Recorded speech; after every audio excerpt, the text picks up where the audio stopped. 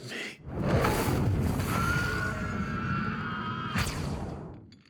I killed Joshua.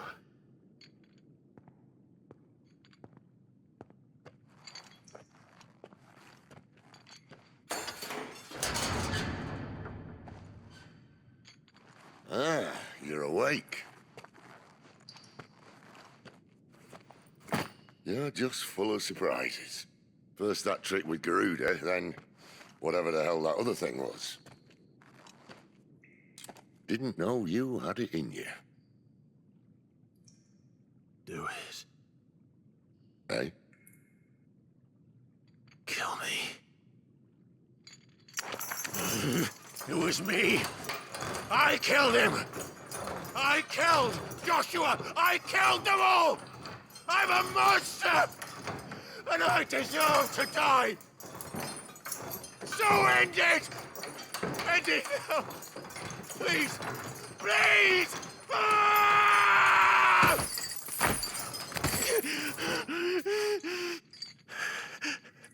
I reckon I can take you, if that's what you want. But first, I thought I'd give you the benefit of my timeless wisdom. It seems to me, you see, that since you're still breathing, you might as well make yourself useful. Get dressed. Pretty as you are, you're not my type.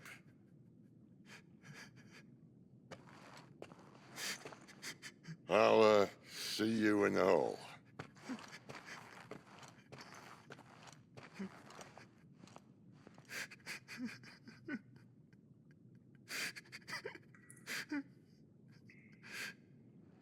Finally crawled out of the crypt, eh? You look like it. Although I thank you for doing us the courtesy of covering up. Don't. Ah, still have a bit of fight left in you? Then listen. I've arranged a meeting with Gav. In case you've forgotten, you're the one he's been putting his nose to work for. For nothing. Just listen. While you've been relaxing in your cell, Gav's been busy sniffing out your dominance. And according to his last report, he's picked up a scent. Gav's gone to a fair bit of trouble for you. The least you can do is hear the poor bugger out. He's going to meet us at the King's Fall. Pack your stuff. We'll leave as soon as you're ready.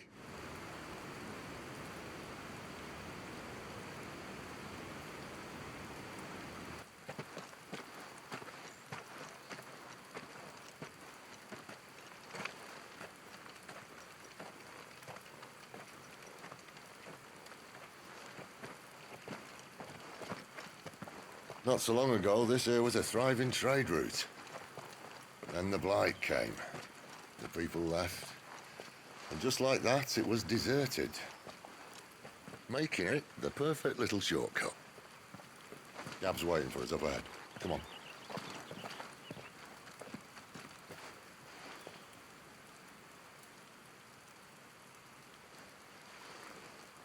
Still feeling sorry for yourself?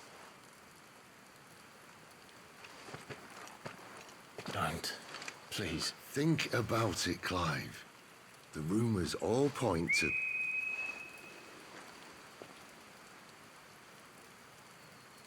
That was an Imperial signal. They shouldn't be here. The old fort's been abandoned for years. Our little chat can wait. I need to see what the bastards are up to. You go on ahead and meet up with Gav. But we both know that... No buts about it.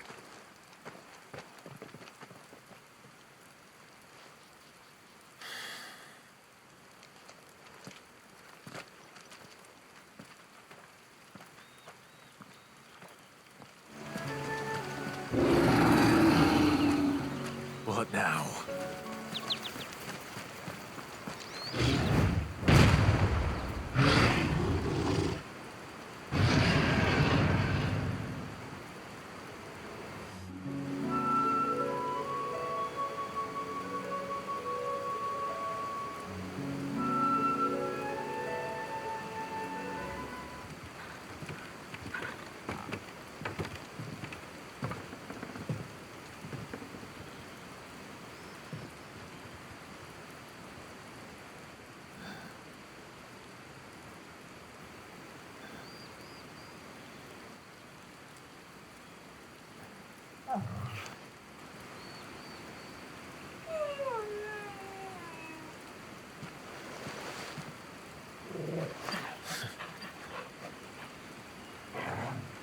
is it, boy? After him! Don't let him escape! Gav!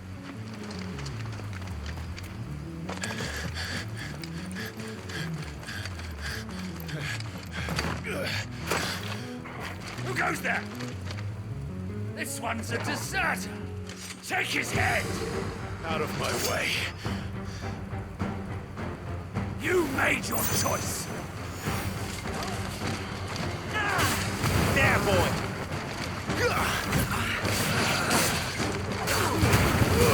Don't let them get away!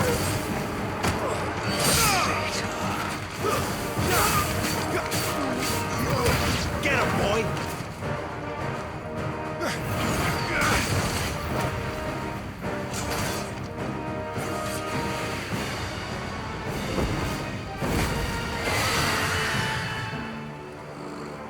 There he is! Don't let him escape! Kill the deserter!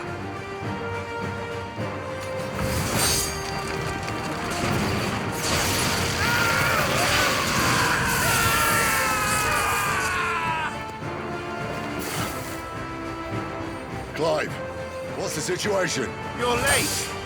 Get in trouble! What? The Imperials are on his tail! We have to get to him before they do. Understood. I'm here to even the odds. Any objections? Since when could these bastards fly? But what goes up must come down. Bloody time waster. Come on, let's finish him off.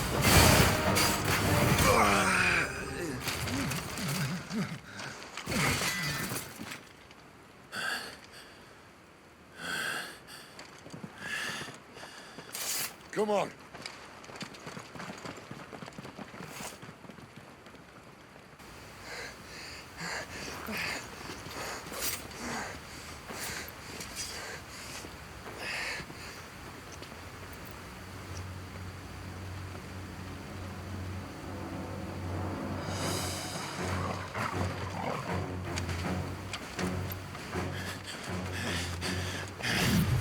Shit!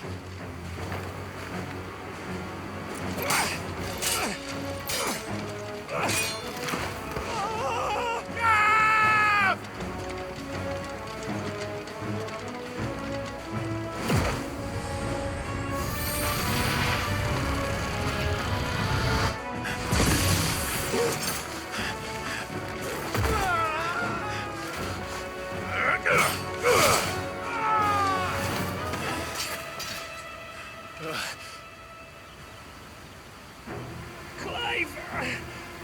Give me your hand!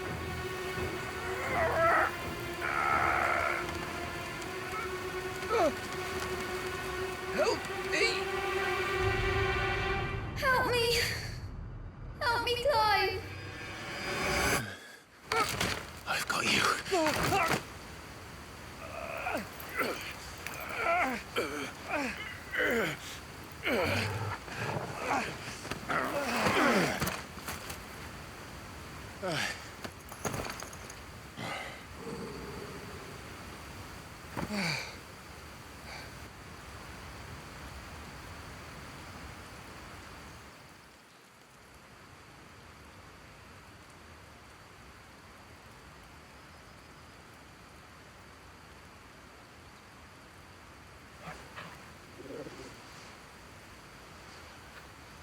There.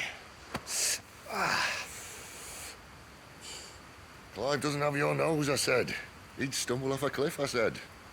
Well, that's the trouble with a nose like mine. Can't help sticking it where it's not wanted.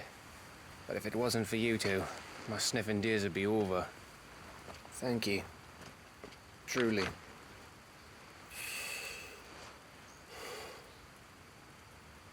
So, what news? Well, found out where your friend's heading for one thing. Gav, Him and his mate are on their way to your old stomping ground, Rosaria. You should have seen what they did to the Imperials who tried to stop them. There's no question about it. He's a dominant fire, all right. He can't be. Clive, I saw you turn into an icon before my very eyes. And yes, there's a good chance it was you who killed the Phoenix. But we weren't alone, were we? There was the fellow you saw enter the whirlwind. I saw him too. You didn't dream it, Clive.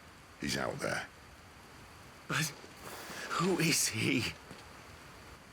Don't ask me. I don't bloody know. But I do know one thing. You're gonna find him and find out. After all, you swore an oath. What?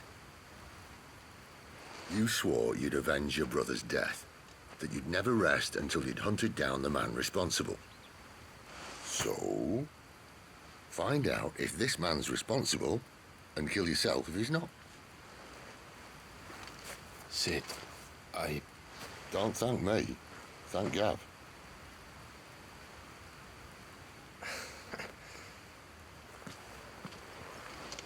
Thank you, Gav. Yeah, well, yeah.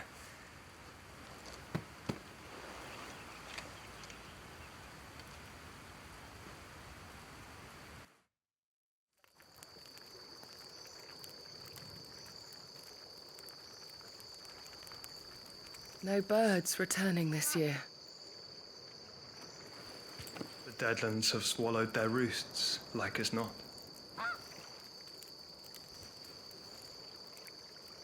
We're running out of time. We'll be in Rosaria in a day or two.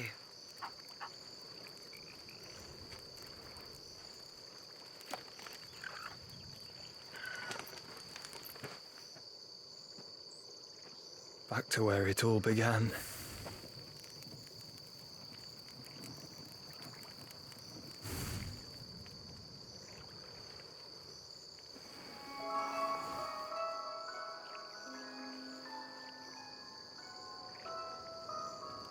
He must be stopped.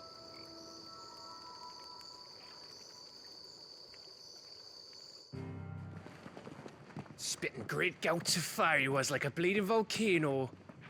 Ever seen a volcano? What? You think I'm having you on? Clive! Your friend.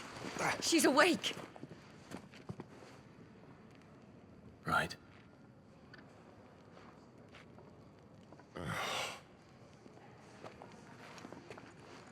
Go to her, you fool.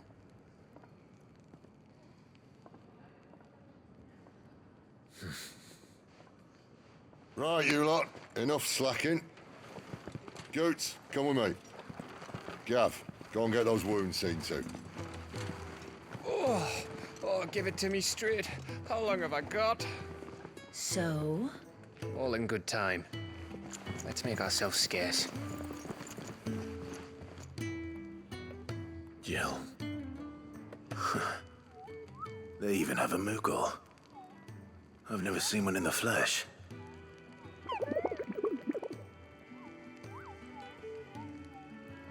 I'm sure it said in my father's bestiary that they live deep in the forest, and that they never reveal themselves to humans.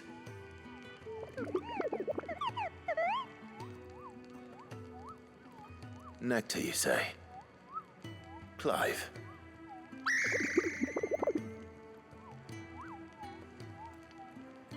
So it would seem.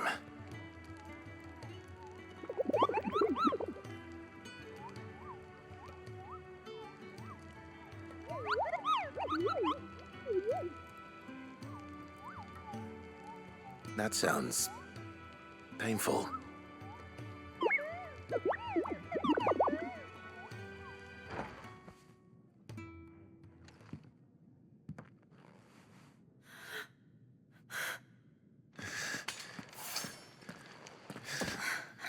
It's true then.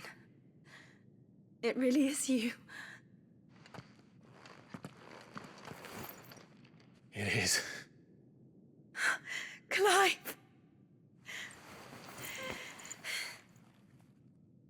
You're alive.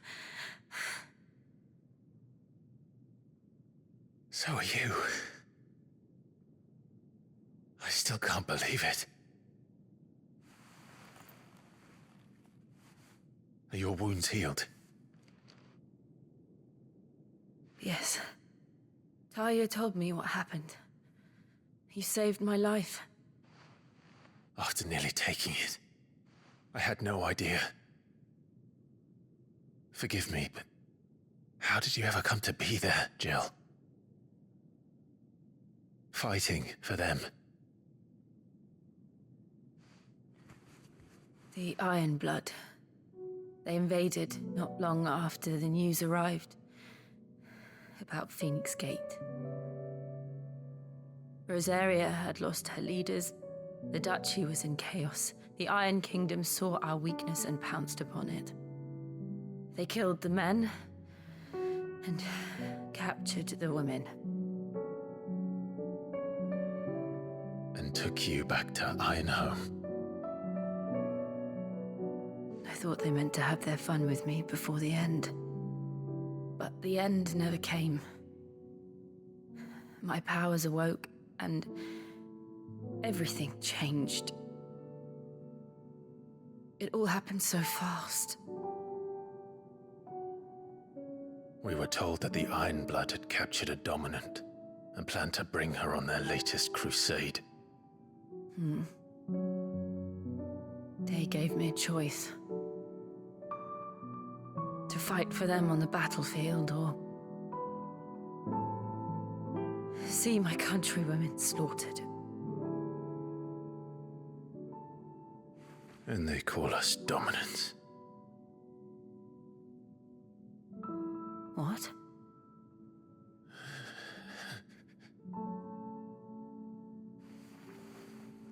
What happened, Clive? What happened at Phoenix Gate?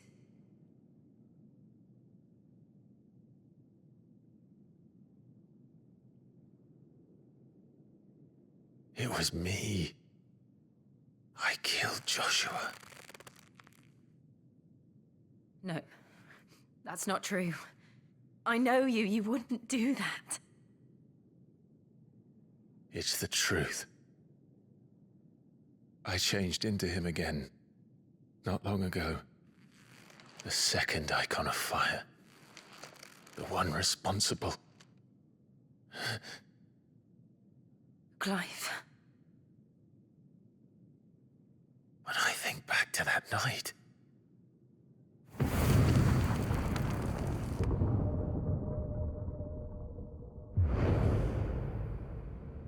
The hooded man, he spoke to me. What did he say? Someone seeks. We have found you.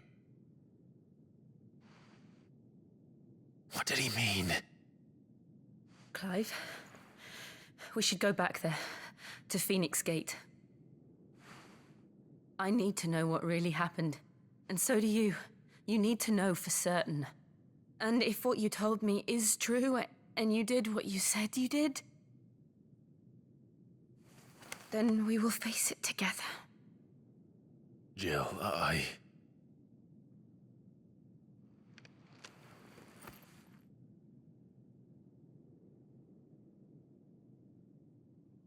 All right.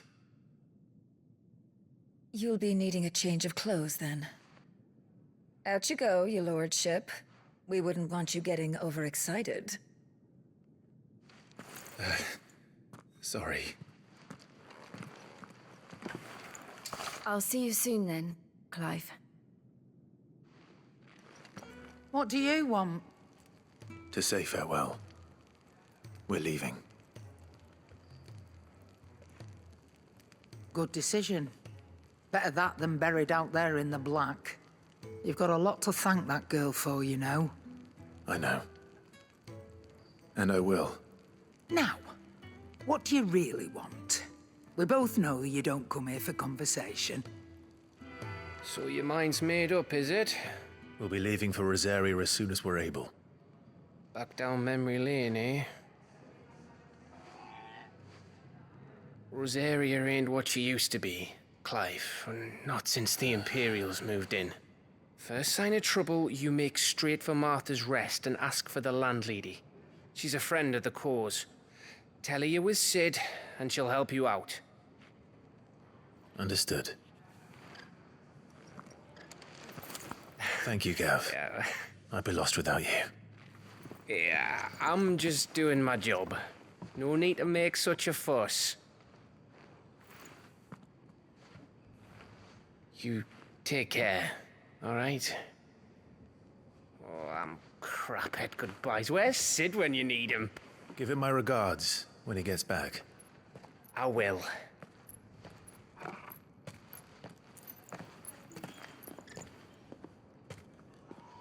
Sorry to keep you waiting. Ready, my lady? Ready.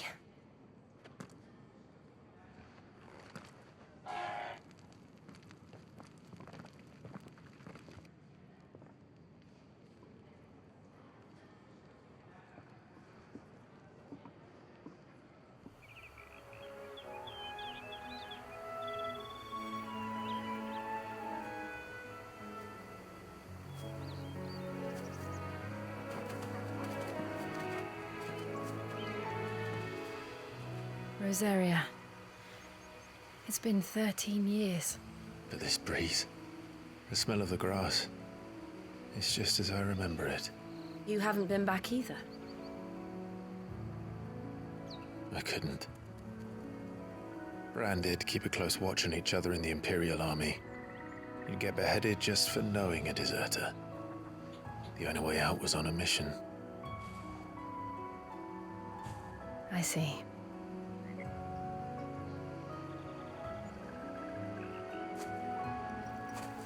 But mostly I was afraid. Afraid to go back. I know.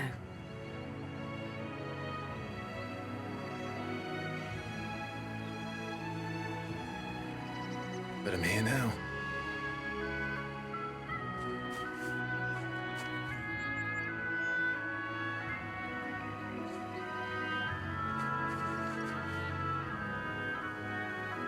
Thanks to you.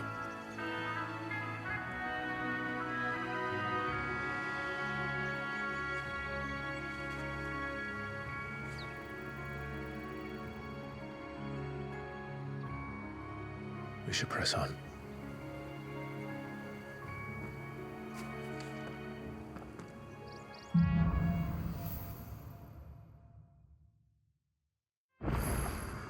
That inn at the top of the hill must be Martha's Rest. Gav said the landlady's a friend. But can we say the same for her patrons? Imperials don't tend to take well to those with my mark. If anyone asks, I'm a branded soldier, sworn to protect my noble mistress.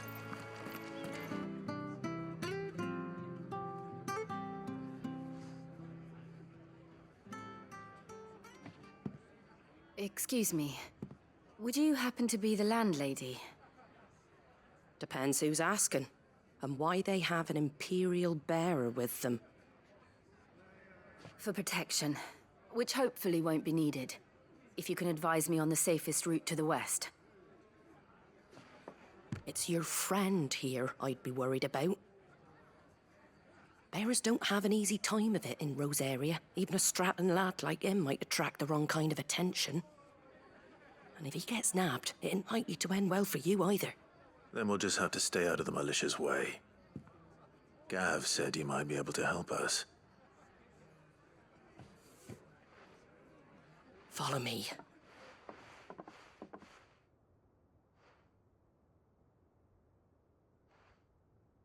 Sorry for before. Can't be too wary of strangers asking questions in our game. I'm Martha, an old friend of Sid's. He said he had high hopes for a bearer who joined recently. I expect that's you. So, where is it you're headed? For Phoenix Gate. We have questions that need answering. Is that so? Well, if you want to avoid the garrison, the road through Eastpool's your best bet. Or it would be, if the bridge hadn't collapsed. A right bloomin' nuisance it is. We've had no trade with the village for weeks. I did ask our carpenter to take a look at it, but he went out on another job, and he hasn't come back. Do you think something might have happened to him? Fingers crossed he's just taking his time. The alternative don't bear thinking about. We'll find him. And make sure he's safe. We both need that bridge repaired. Your carpenter sounds like the man to do it. I see why Sid's got such a soft spot for you. If you could, I'd be in your debt. You said that he went out on a job? Right. He went down into the marshes to check on another bridge. The one by the Fallen Gate. The marshes were dangerous at the best of times. We should hurry. There's a ladder to the side of the gate. That's the quickest way down, if you've a head for heights. His name is Bernard. Should you find him well, tell him Martha sent you, and that he's wanted at the bridge to Eastpool.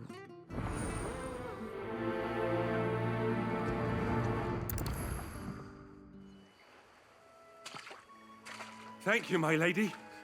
You saved my life. Not at all. You're Bernard the carpenter, yes? I am.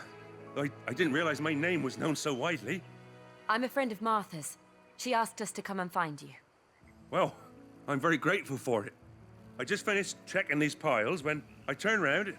I see a gang of slavering monsters looking to feast on my flesh. If you hadn't come when you did, I'd have been snipped into strips by now. We're just glad you're safe. I best go and give my regards to the landlady then, eh?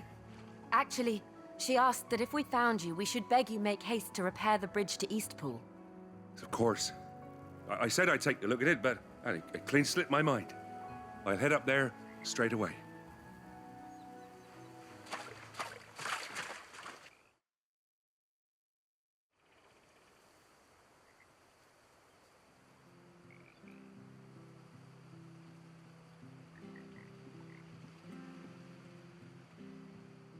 The trusses are still sturdy. It's just a matter of replacing the stringers and relining the deck. I'll have it done in no time. Thank you, Bernard. We were hoping to take the road to Eastpool ourselves. We're very grateful for your help. And sorry for asking this of you after what you've been through. I owe you my life. Fixing a bridge is the least I can do. Thank you, my lady. And you too, son. You're with Sid, ain't ya? Me and him, we go way back. Not as far as Martha, mind, but far enough. I see. Well, I best get cracking then. You go and let Martha know I'm all right, and she'll have her bridge back soon enough. We will. Ah, you're back. What happened? Did you find Bernard? We did. He's fine, and he'll have the bridge to Eastpool repaired soon. Well, thank the Founder for that. It was lucky we found him when we did. The creatures out there are not to be trifled with. It's the Blight's fault. They'd nothing to eat in the north, so they come down here hunting for food. He can't keep going out alone. I'll have to arrange a guard for him. But anyway, thank you. I don't have a lot to offer in return, but you're welcome to rest here until the repairs are finished. We'd be delighted. Can I get you a drink or anything while you wait? Flagon of Imperial Gold, perhaps? Tastes like swill, but it'll slake a thirst. No, thank you. I prefer the truth. About why there are so few bearers around here. Yes. There were more of them when we were young. Far more. Is this the Empire's doing? Have they been sent away?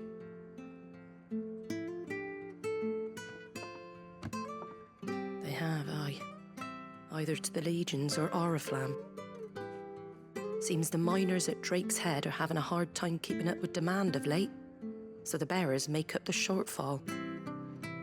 Time was they used to dole out crystals like sugar plums even down here in the provinces, but not anymore. Nowadays, they'll jump at any excuse to confiscate our bearers so they can be put to work elsewhere. I always knew the Empire treated their branded like shit, but after seeing it with my own eyes, well...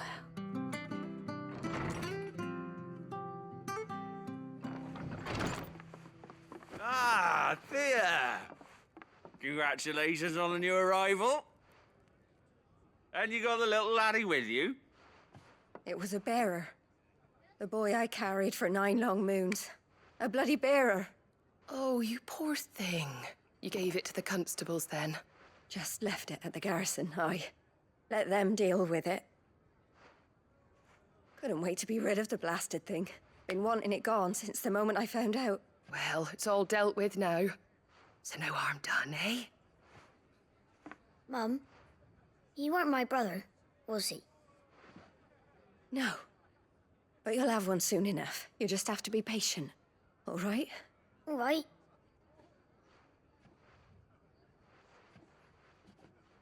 Unbelievable, innit? Bearers may have been looked down on back in Archduke Elwin's day, but they were still human beings. Now they've fallen so far, a beggar wouldn't spit on them.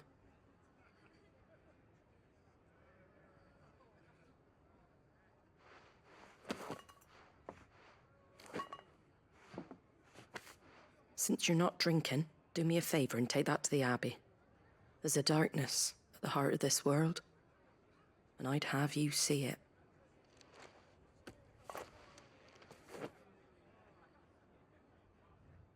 And we'll see it at an abbey? Glademond Abbey, on the shore of Sorrowwise Bay. The abbot there is a friend. Tell him Martha sent you, and he'll show you what I mean. Understood.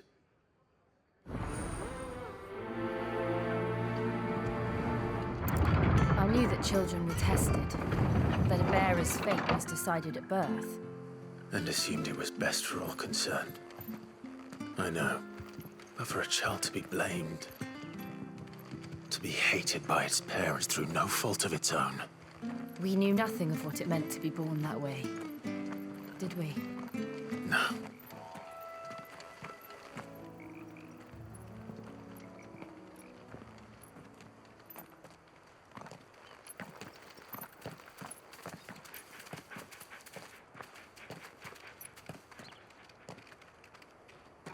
Good day to you. I'm afraid the Abbey is not open for public prayer. May Griga go with you? We came to offer a donation. From Martha.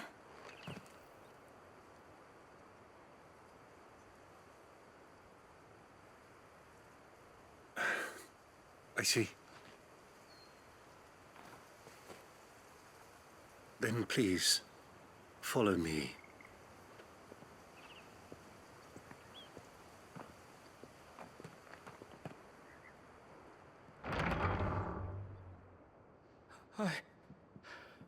I don't want to die. Please, Father. Something for the pain. I beg you. The light, it fades. I don't want to die alone. It's all right. I'm here.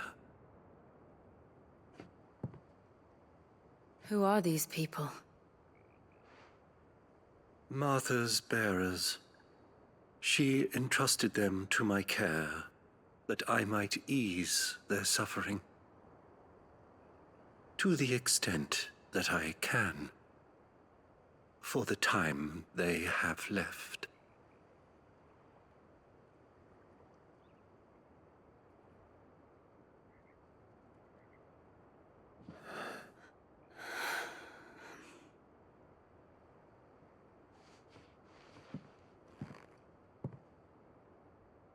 The curse has taken them.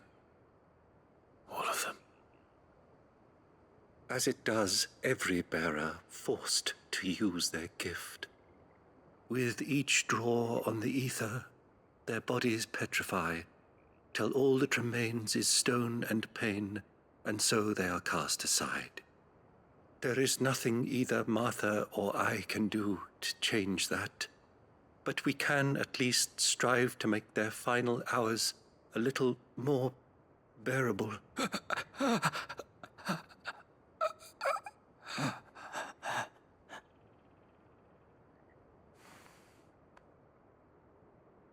Have faith, my son, for you shall rise again and find the happiness denied you in this life.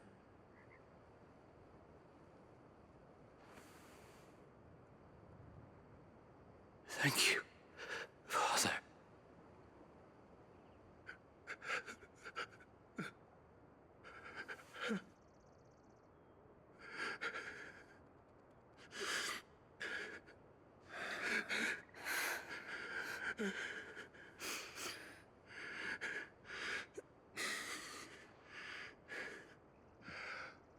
I must offer you my own thanks for the medicine you so kindly brought.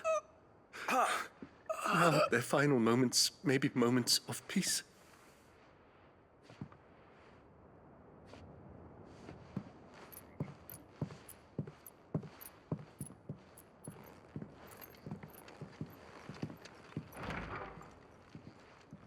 When next you see Martha, pray tell her that 2 more have succumbed.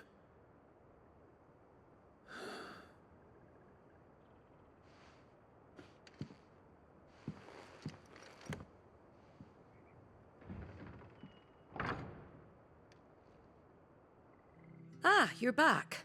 Thanks for taking care of that. The abbot had a message for you. 2 more have succumbed.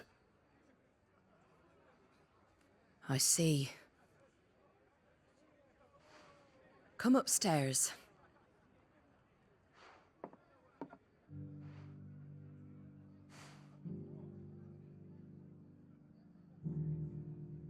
So, now you know, eh? I've seen plenty of bearers die on the battlefield. But never like that. And all because they were born different. The powers that be can't take away their gift, so they strip them of their humanity instead. Oh, there's plenty who pity a bearer's plight. But so long as we're content to sit around, weeping for those on whose broken backs we're carried, we ain't gonna change nothing. And so you lend Sid your strength? What little of it I have. Used profits from this place to buy the poor buggers. So when the abbot told us the bearers were yours... Aye, they're my property, at least by law. Any still fit to work fetch a price beyond my means. All I can do is care for those who are past mending.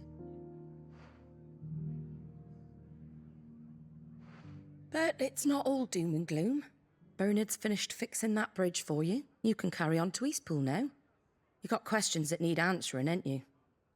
Well, I wish you luck. Thank you, Martha. Oh, I almost forgot. Sid and I have other friends in Rosaria.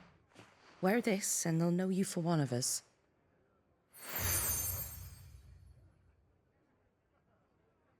And know that you will always be welcome here.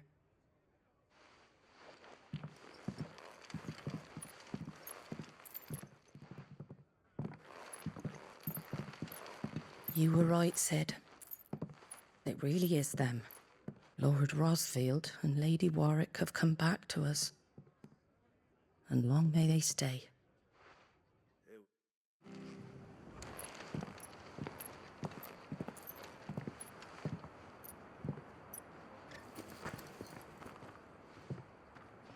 Sid. Ah, Clive. You're not where I left you. Hurt your hand. I did, aye. With 1,000 little lightning bolts. Can't fling them around the way I used to.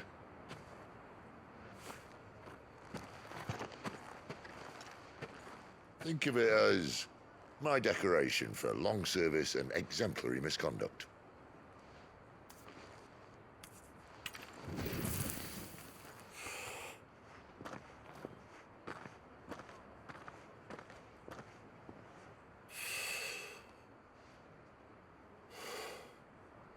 But you didn't come here to compare war wounds. We didn't. Thank you, Sid. For everything. If you want to leave, that's your lookout. I'm sure you'll have a long and happy life together if you stay out of my way. Sid! Oh. Yeah.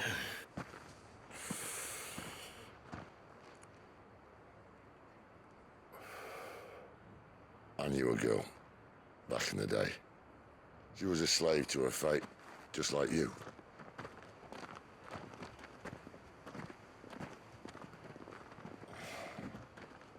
I wanted to save her. For a while, I even thought I could.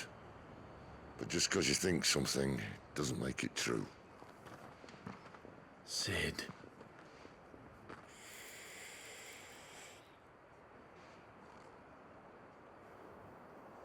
I'm no savior. Just a conceited old fool. I talk about people forging their own futures. But instead of handing them the hammer, I beat them with my own. And if no bugger wants to listen to what you've got to say, you might as well keep your gob shut. But Clive, I will say this.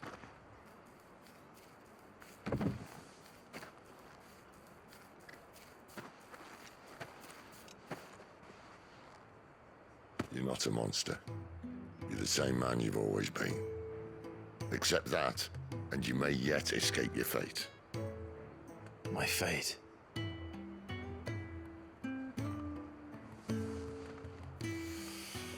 Look, lad, you've had a hard life. And I don't see it getting much easier. You might not be able to save anyone else, but at the very least, you can save yourself. I'll try. And Jill, I'm sorry we didn't get a chance to talk, but I trust you'll take good care of the boy. Yes, I will. Is that the last of it? Aye. We best head back then. Wouldn't want to keep Nan waiting.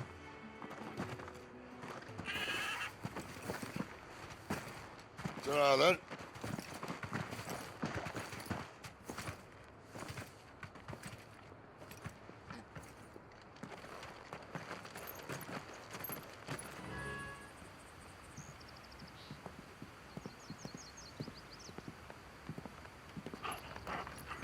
Quiet, isn't it? Yes.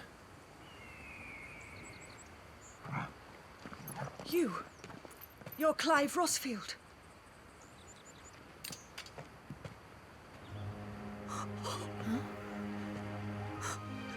It's me, Hannah, Rodney Murdoch's wife. Lady Hannah.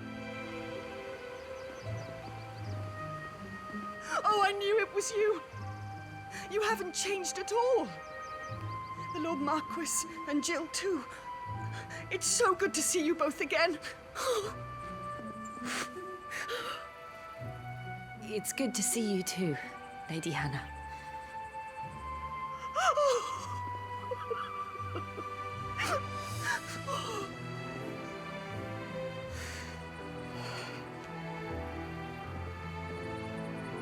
If you have time, you simply must come back to the house. I haven't much to offer, but what is mine is yours.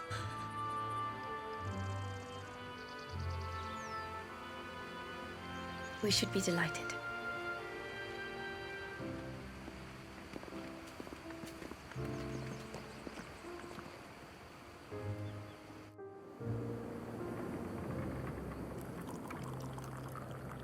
And you have been wandering the world ever since. I can well understand fleeing from those iron blood brutes, but oh, to take to the road at such a tender age.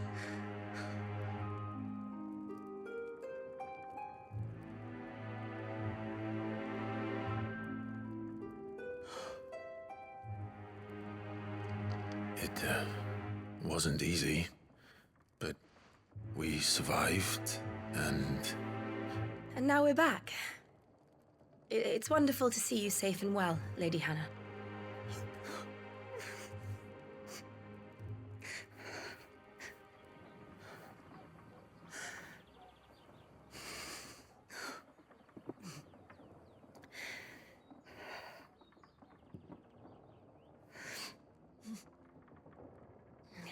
Do you think you will stay here, in Eastpool? Rosalith still enjoys the Mother Crystal's blessing, does it not? You could always move. This house holds a lot of memories for me.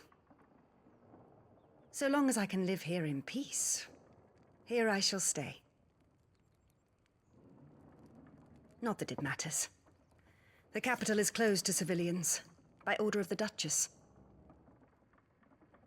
Or should I say, Her Imperial Majesty. Annabella's marriage to the Emperor of Sambrec heralded a great many changes here. Yes. Of course. Oh, forgive me. I didn't mean to... Please. There is nothing to forgive. Would my mother not make an exception for you and your husband? Surely she would not refuse the Lord Commander. Ah. You haven't heard, then. Rodney passed away on the night of the fire. He never returned from Phoenix Gate.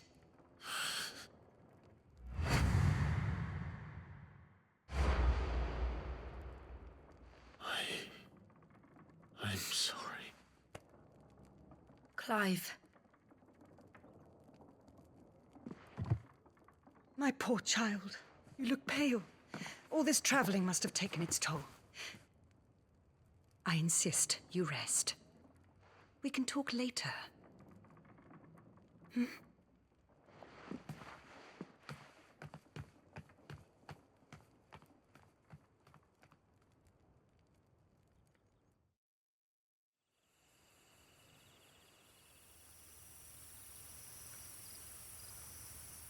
Are you sure you don't want to sleep inside?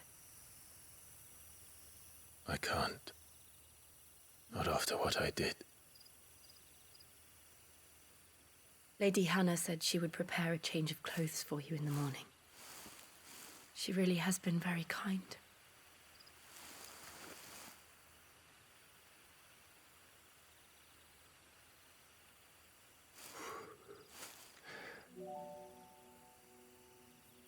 "13 years of killing. 13 years without the faintest glimmer of hope.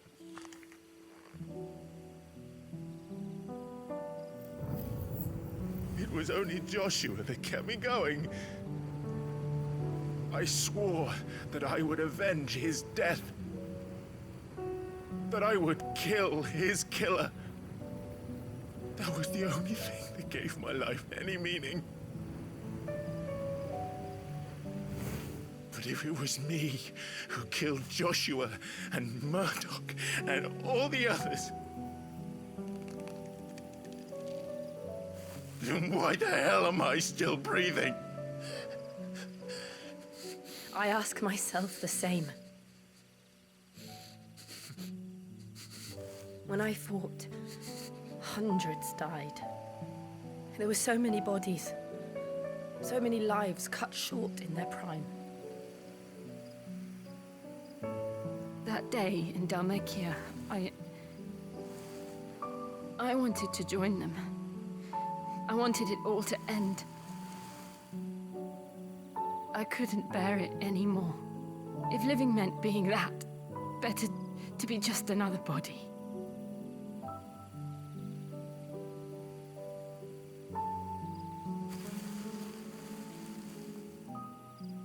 I'm sorry.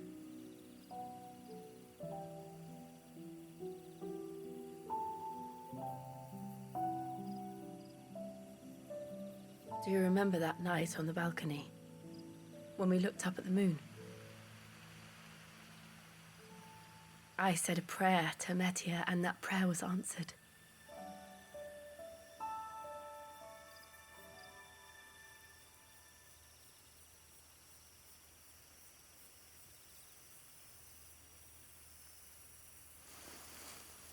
You came back to me. The heavens must have a plan for us.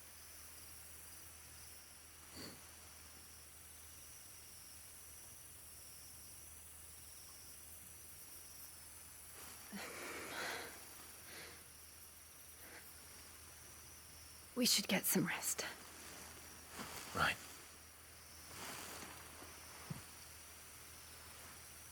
Good night, Clive.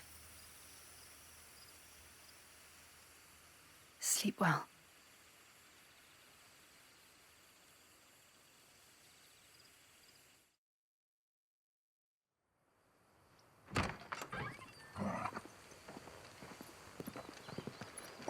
Thank you, Lady Hannah. Perhaps now people will not flee at the sight of me. You look just like Elwyn did when he was your age. How did you come to have some of my father's old clothes? Oh, before Elwyn became Archduke, our families would often summer together. He and Rodney were like brothers. These clothes have been in a wardrobe for years, collecting cobwebs along with everything else. Well, I'm very grateful for them. And sorry for depriving you of your memories. Not at all. It's what your father would have wanted.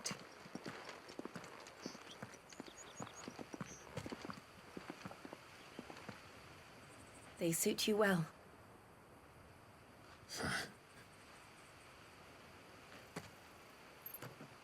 Thank you, Lady Hannah. Yes, thank you. You've been most kind. No, I should thank you. It may only have been for a short while, but seeing you again took me back to happier times. Fare you well, my lord and lady. And you, Lady Hannah.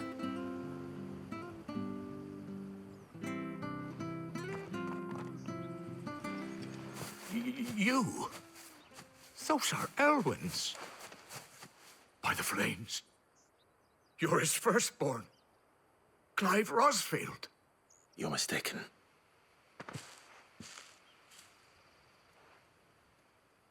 Oh, you can't fool me, my lord. You're the very image of your father. And that would be true even if you weren't wearing his clothes. The self-same garments Hannah was keeping for you, if I'm not mistaken. She always swore that she would never part with them until the day Elwyn's sons returned. And now that day has come. Why, you'll be able to take your bearers back as well. My bearers?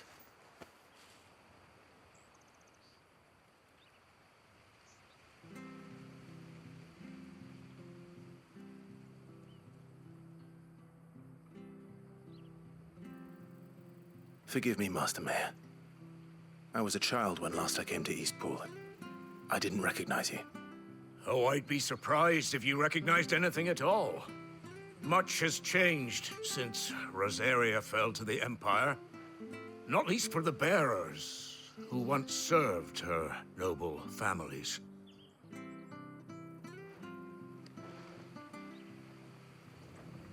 When the Ironbloods sacked Rosalith 13 years back, many who lost their masters fled here in search of sanctuary.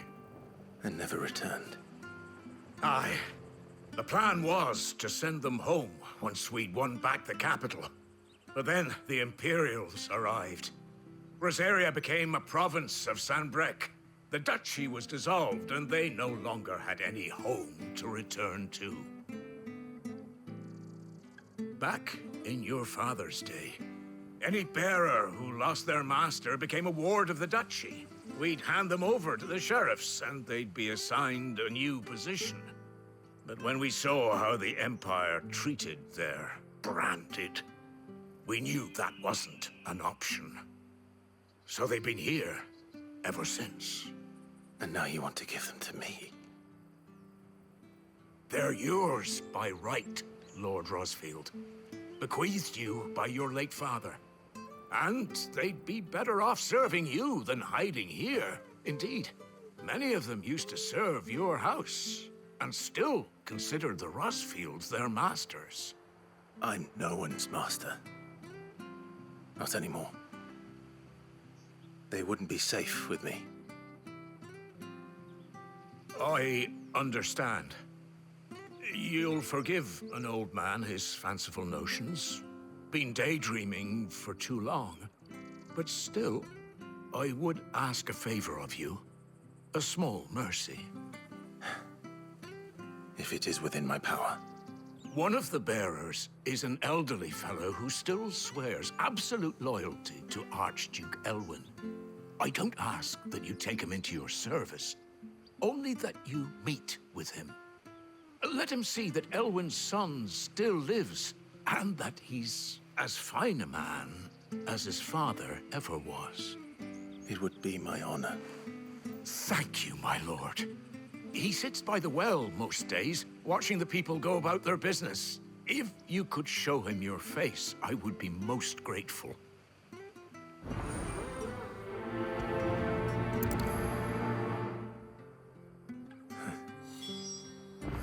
As fine a man as my father. You're not so very different, you know. Especially dressed like that. Come on, let's go and meet that bearer.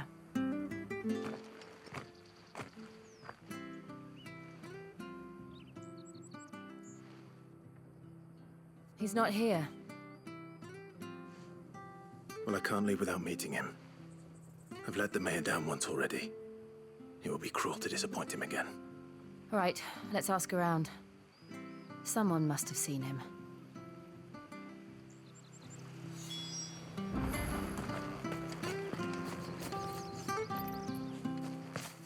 Well now, unfamiliar faces.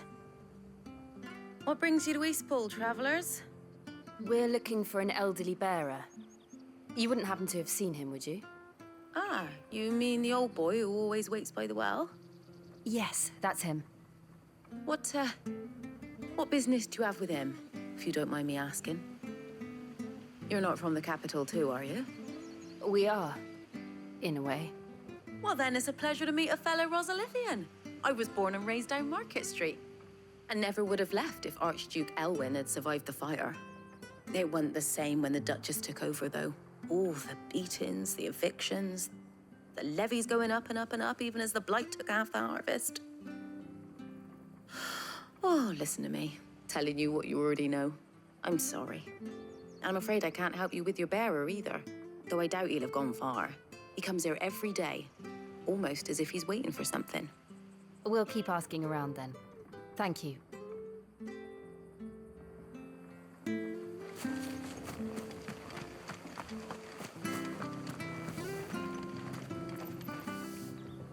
Good day, milady. What can I do for you? I'm looking for a bearer, an elderly fellow who used to serve the Rosfields. Have you seen him? Ah, that old loon. No sign of him today. Funny, he's usually down by the well at this hour, cooking up his fantasy feasts. I'm sorry? Oh, he worked in the kitchens at Rosalith Castle back in the day. Still thinks he's there now. You'll often hear the poor fool chatting away to the Archduke. Living in a dream he is. But better there than here, I suppose. Can't imagine the Viceroy stopping to trade tales with a bearer. Can you? No. Anyway, you'll be round here somewhere. Doubt he has the path to stray too far. Thank you. We'll keep looking.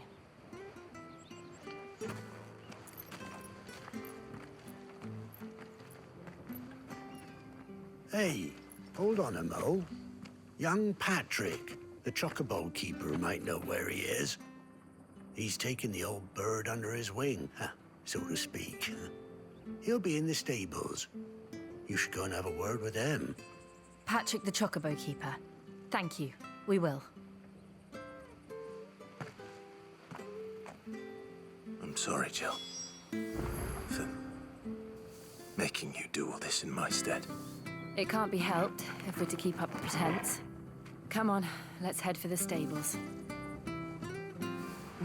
Where the bloody hell's he got to? Excuse me, but is something the matter? It's this bearer I've been minding. I take my eyes off him for 1 minute and he disappears. He's not in his usual spot by the well, nor anywhere else in the village. You must be Patrick. I am, but... And this bearer you're looking for, he's an elderly man who used to work in the Rosalith Castle kitchens, yes? That's the fella. How do you know all this? I've never seen you in Eastpool before, but you seem to know the place better than I do myself.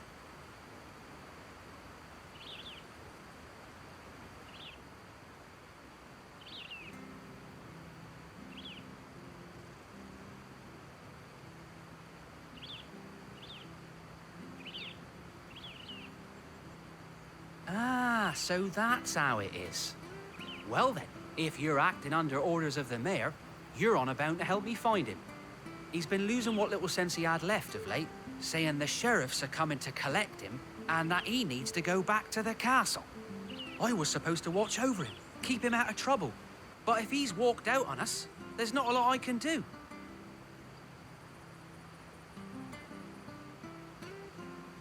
Understood. You keep searching here, we'll look for him outside. Thank you. I'm in your debt.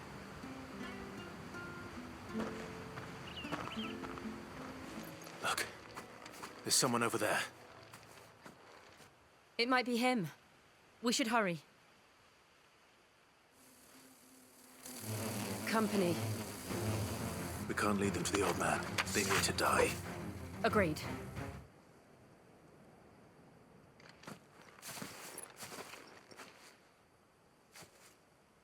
Are you all right, my friend? Come on. Let's go home. Your Grace, you came for me. I waited for you so long, but you finally came. I'm not who you think. Clive.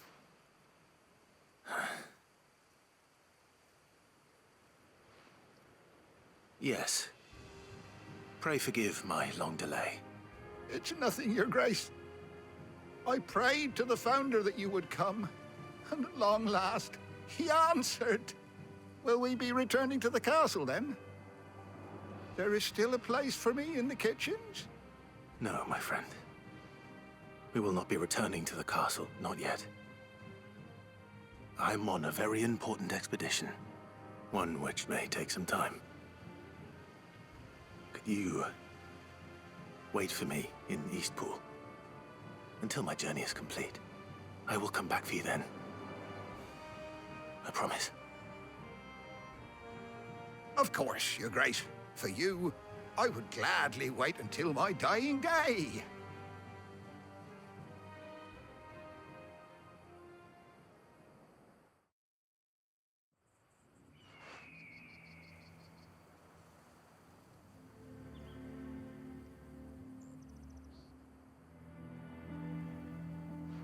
Thank you, both of you. You've been most kind. The memory of serving the late Archduke was as one light in the darkness, and now that light burns a little more brightly. It's nothing but a fantasy, of course, but it's better than the truth of the matter. A damn sight better. The blight is on our doorstep. Our harvests are failing. The people are leaving in droves. If it weren't for Lady Hannah selling half her worldly goods to provide for the few of us who stayed behind, we would long since have starved. We want to keep the bearers safe here, we really do.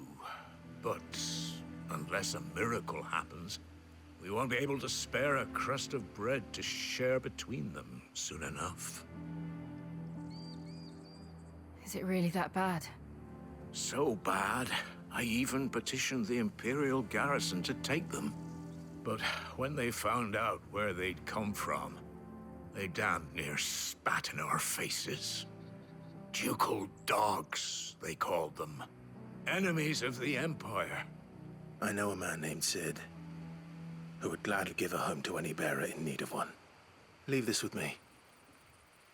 As soon as I return from Phoenix Gate, I'll speak with him. Thank you, my lord. Will you be passing through Eastpool on your way back? I should very much like to speak with you again, if you have the time, regarding the future of the village, and what might be done for Lady Hannah.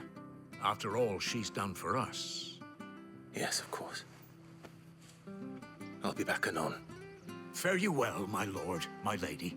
I wish you a safe journey.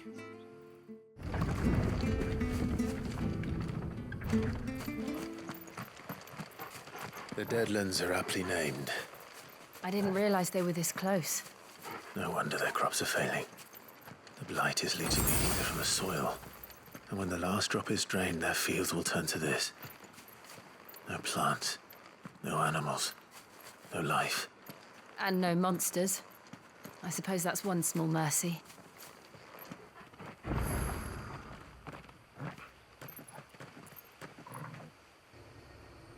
There it is. Phoenix Gate. Where it all went wrong.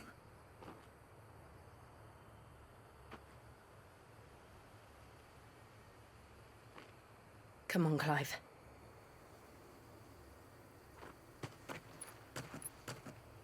It's time to discover the truth.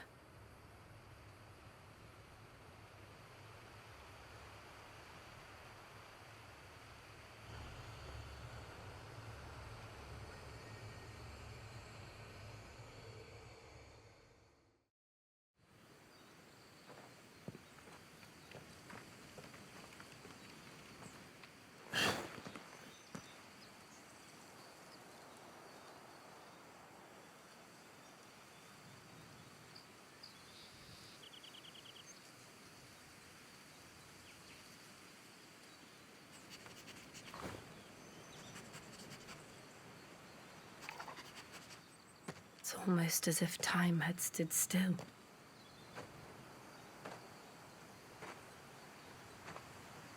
I suppose no one had any cause to return here. No. It's just as I left it.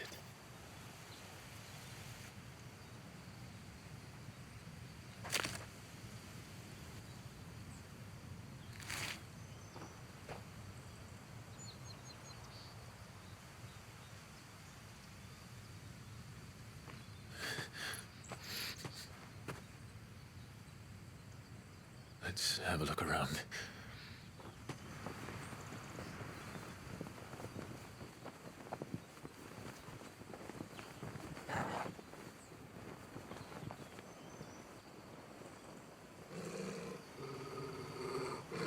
What is it, Torgal?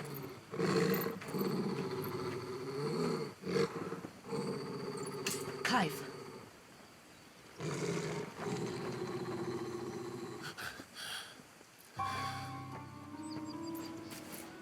That's him.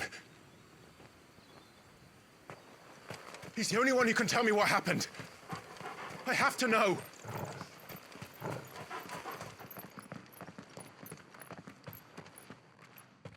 Where is he? Nowhere to be seen.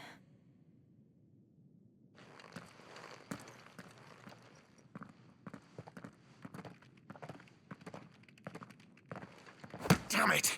He's like a bloody eel. What is this place, anyway? Some sort of shrine? Oh, sorry. You've never been here before. This is the Hall of the Gate. The gate? It's a relic of the Fallen. Only the Phoenix's dominant can open it. Hence the castle's name. This was where Joshua was supposed to...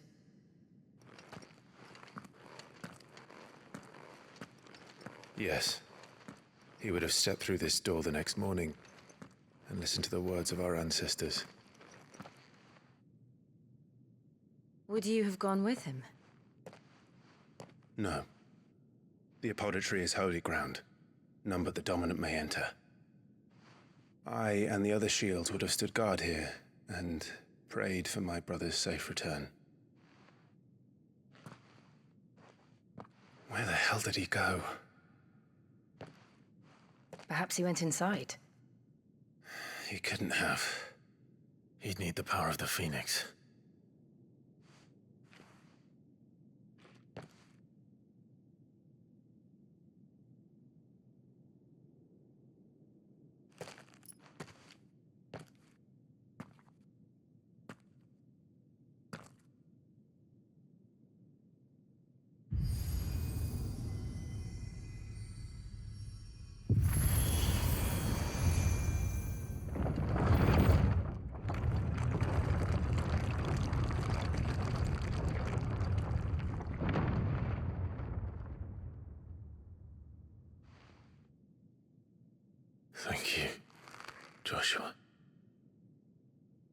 Are you sure about this?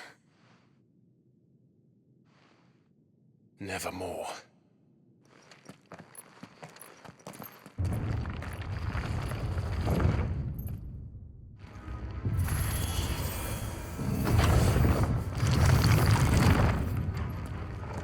Could this place really be a fallen ruin?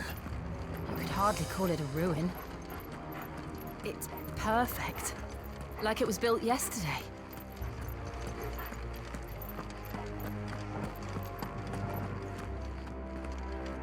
Have you ever seen anything like this?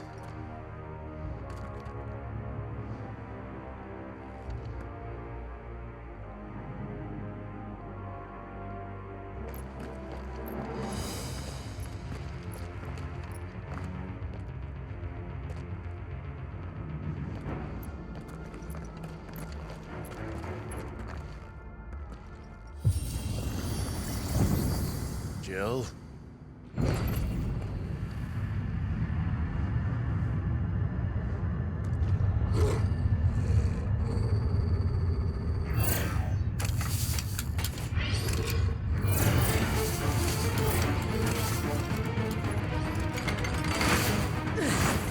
What do we do? The usual.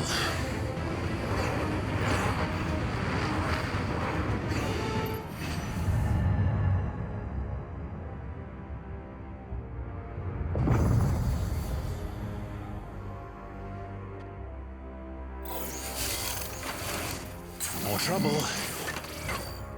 Would Joshua have had to run this gauntlet too? No. At least not that I ever heard about. I imagine the Phoenix would receive a warmer welcome.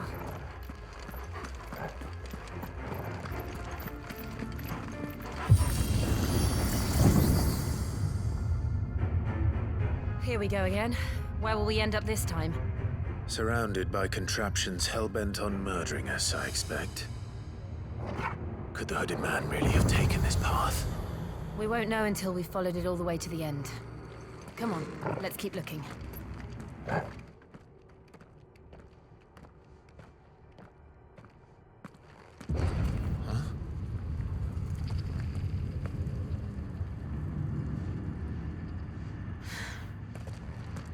I don't like this.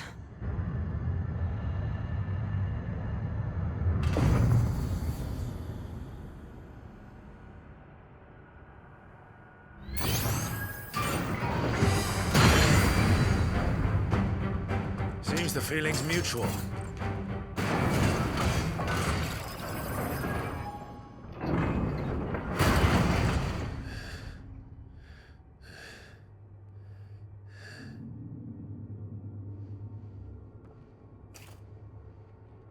It's done.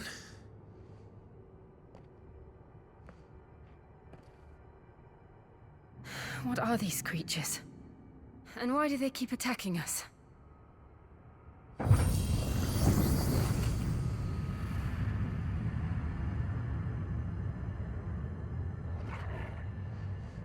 They're probably asking themselves the same thing. We're the ones trespassing here. They're just protecting their home.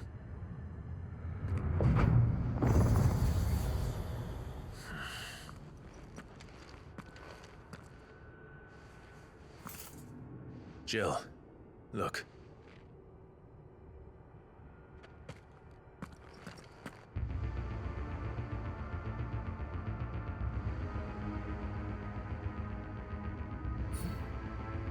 Is that some kind of mural? It's worth a closer look, whatever it is.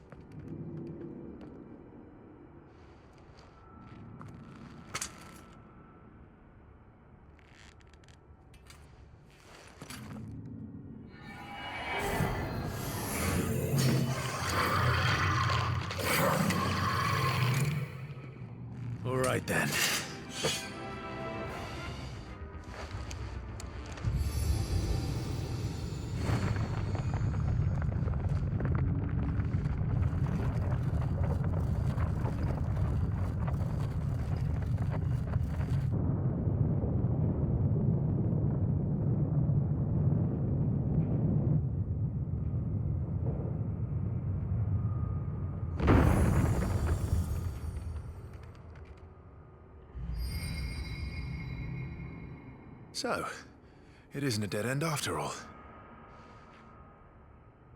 Apparently not. How old do you suppose this is? 1,000 years? More? I don't know. I've never seen anything like it before. Who is that in the middle, do you think? Some sort of god?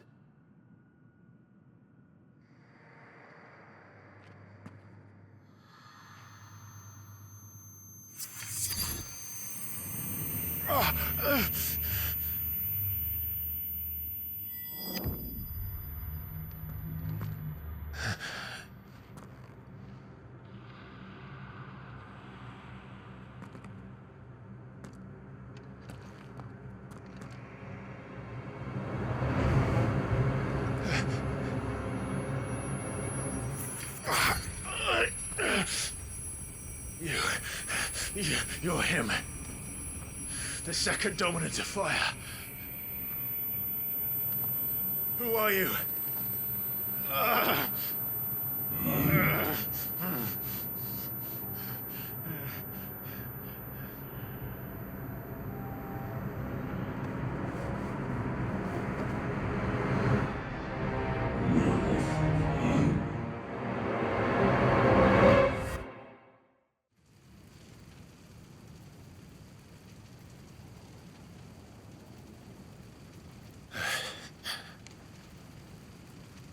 What?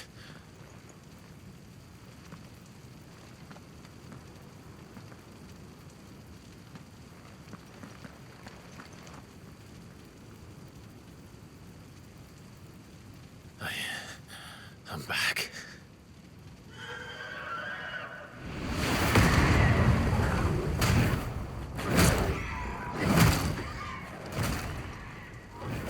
Joshua!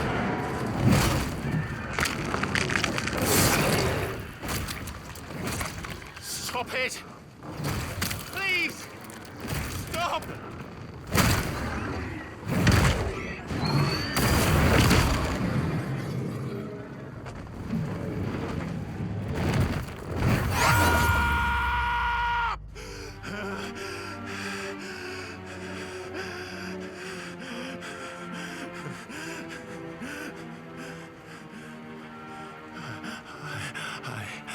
I did this.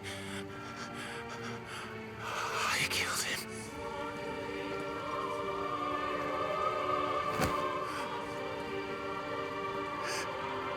Joshua chose me to be his shield. He gave me his blessing and asked me to keep him safe. I should have protected him that day. It was my duty. Clive.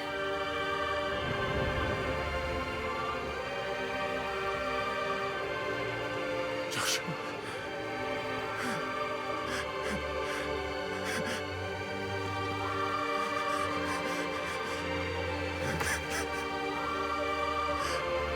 I'm sorry. I failed you.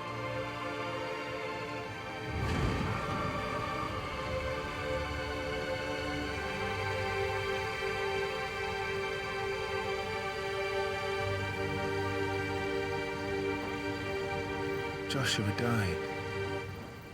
I killed him. And I blamed another for what I did. To spare myself the guilt. I feared that by accepting it, I would lose what little was left of me. So I ran. From everything. And now? Are you ready to accept the truth? I am. I know it won't be easy, but it's what I must do. So that Joshua's soul can finally rest in peace.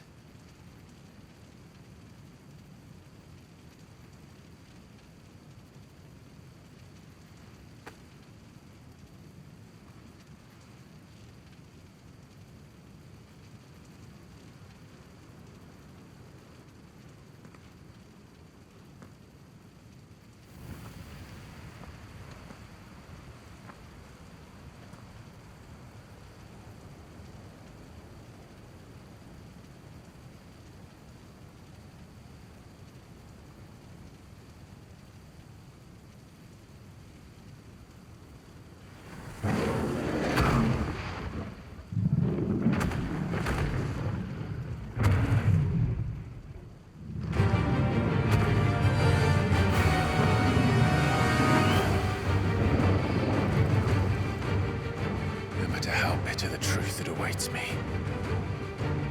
I will press on. Come, Ifrit. Show me who you truly are.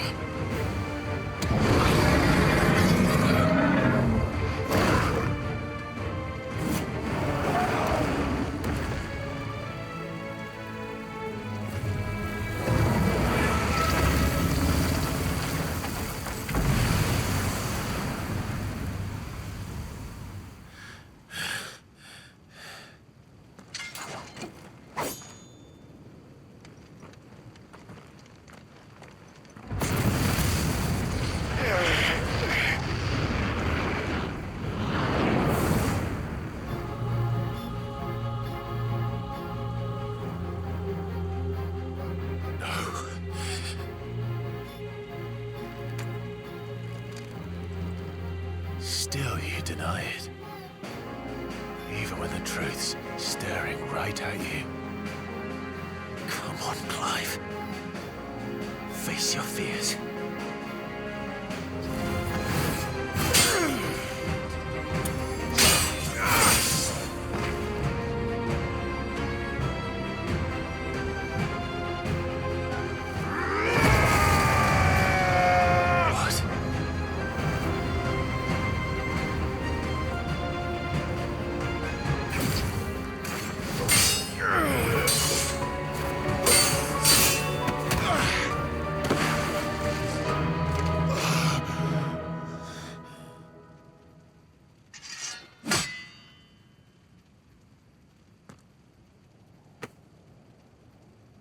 No escape, eh?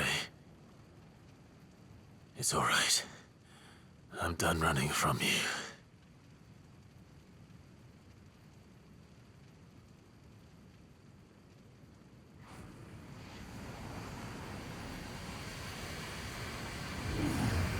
Together, then.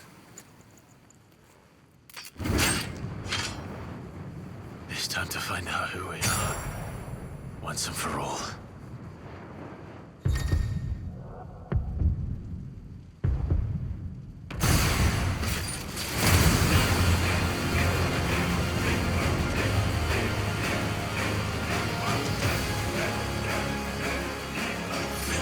Show yourself, Ifrit.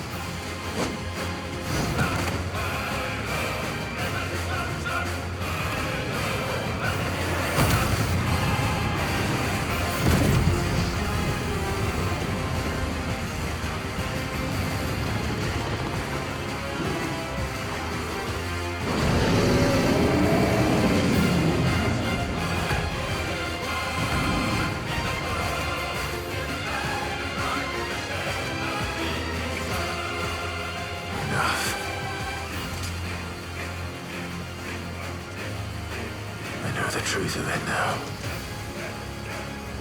You are not afraid. I am.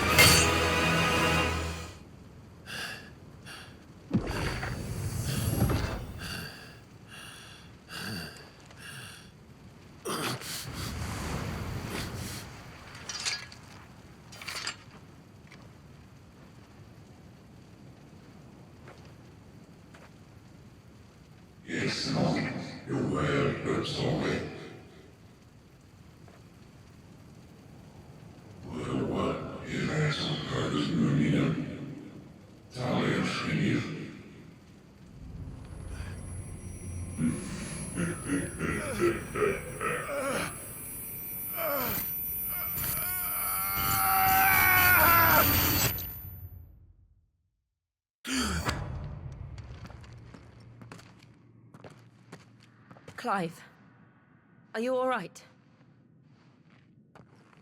Jill. It's nothing. I'll be fine.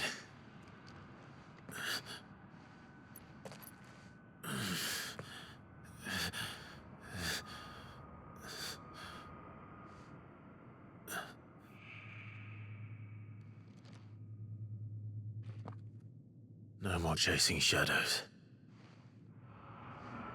The hooded man isn't here. We should go.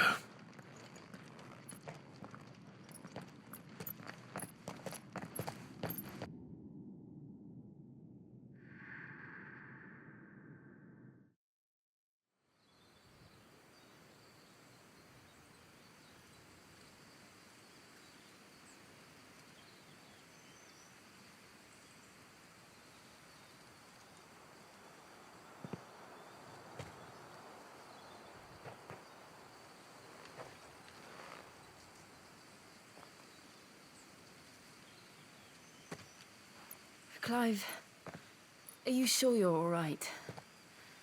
Whatever it is, you can tell me. I had a hard enough time telling myself. I awakened as a dominant of fire, right here in this castle, and I've been running from it ever since. But now I know for certain who I really am.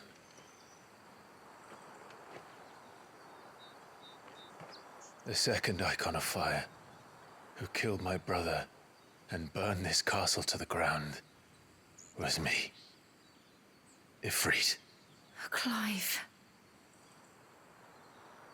I took so many lives that night, and destroyed so many more, including yours. And I must atone for the crimes I've committed. But not before I learn the whole truth. How can a second icon of fire even exist? And why was I chosen as its dominant? Who is the hooded man who brought us here? And what does he want?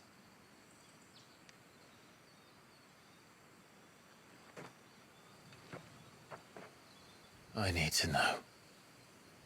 And since I'm still breathing, I might as well make myself useful. We'll find your answers together. I want to learn the truth too. There'll be time enough for atonement when we're done. I was hoping you'd say that. I don't think I could do this without you. You never were one to hide from the truth, even when we were young. And you haven't changed a bit. You're wrong. I have changed. But I don't want to be that person anymore. The things she did were unforgivable. And yet, they're what brought us back together.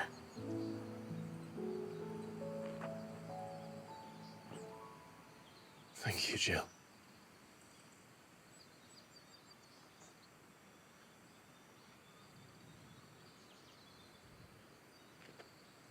If he is here, then the disturbance I felt at the care must have been confounded. The hour is later than I thought.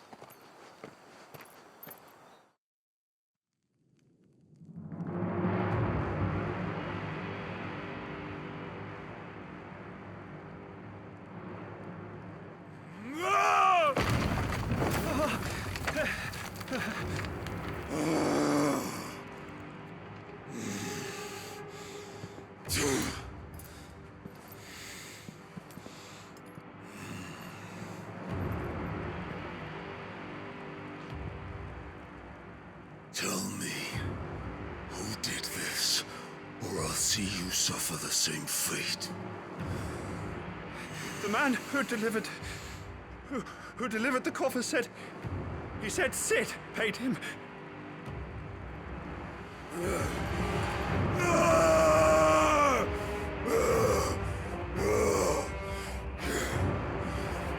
let you run amok with the rest of your rats, and this is how you repay me? Find out where he is.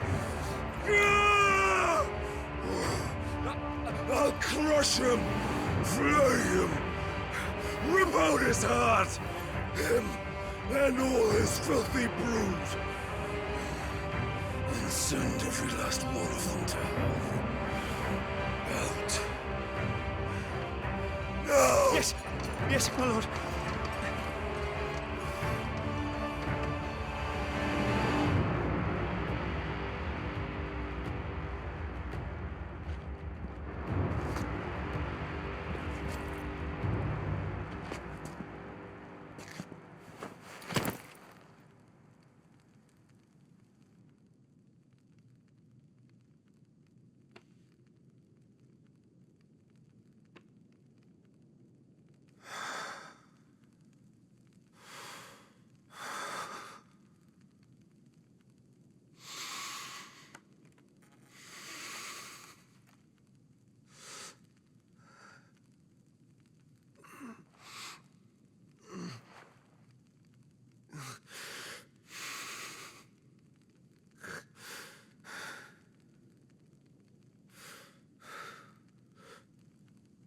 Benedicto.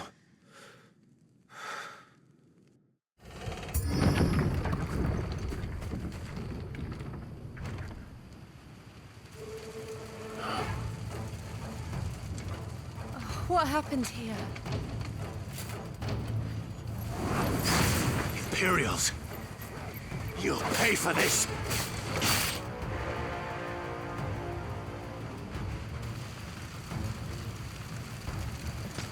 All must burn! The bearers and those who sheltered them. By Empress Annabella's command!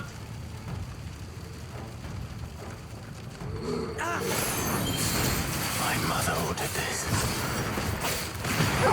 Why? Clive. I know. It could wait.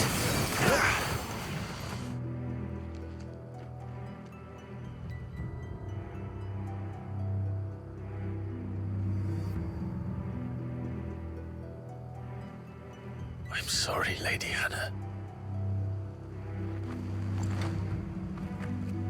You deserved so much better. All of these people did. Better than my mother.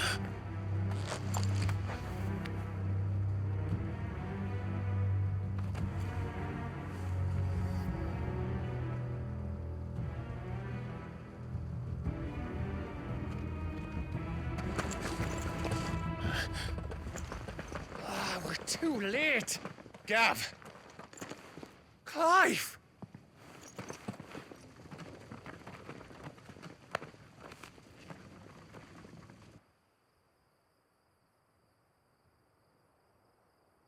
Acting on the orders of the Duchess, eh?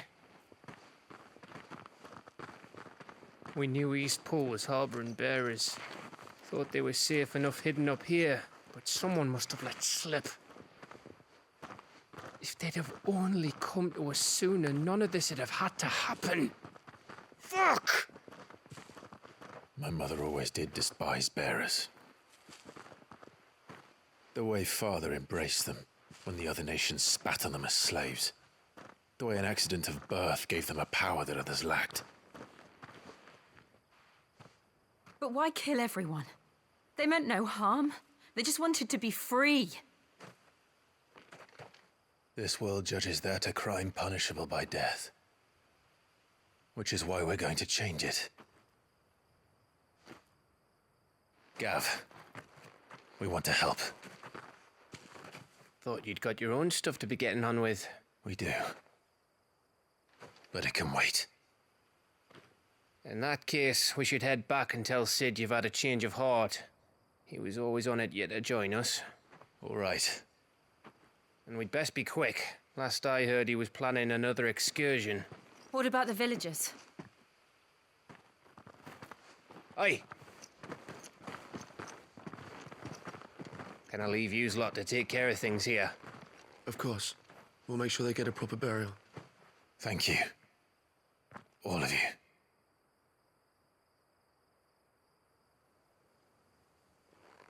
When you're ready, then.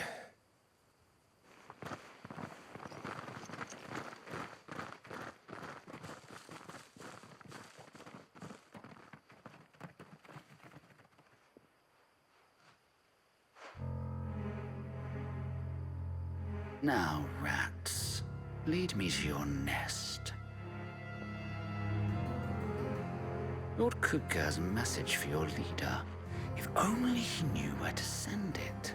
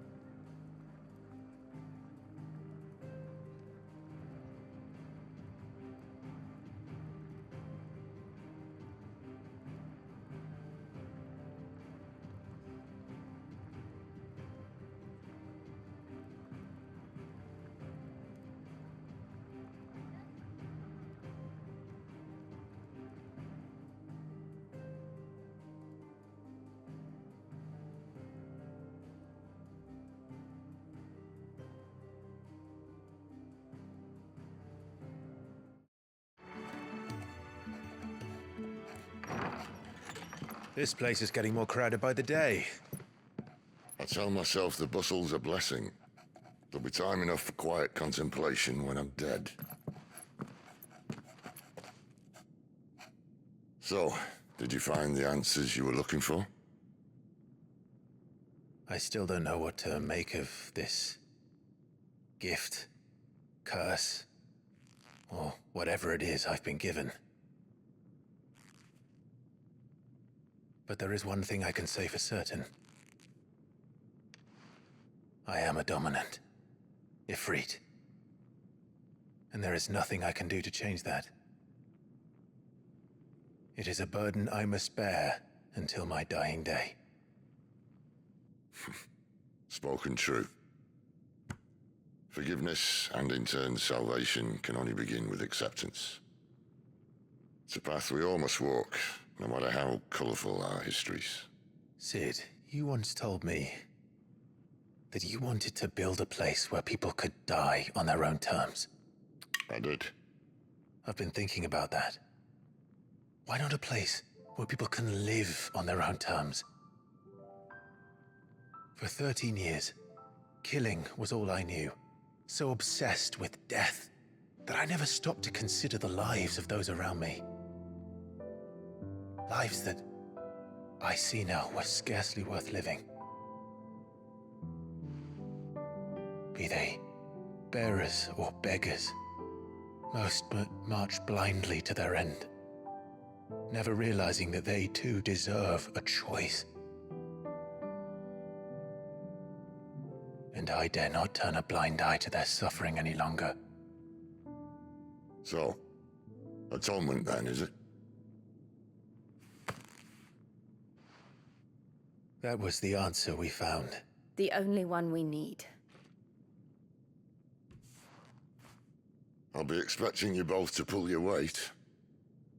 And we will. Well then, with a sprinkle of fire and ice, this plan of mine might just work.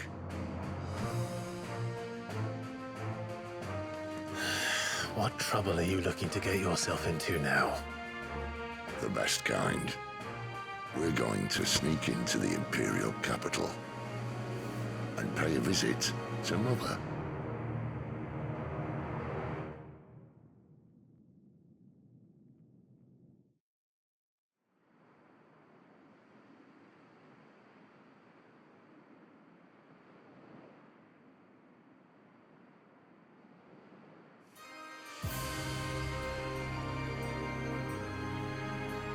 And the last of our farmholds in the eastern provinces has succumbed to the blight.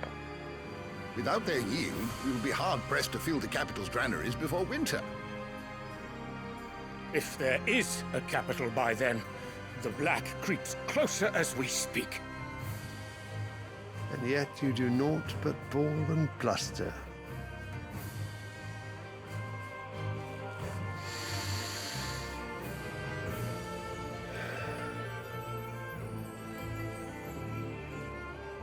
Your Radiance?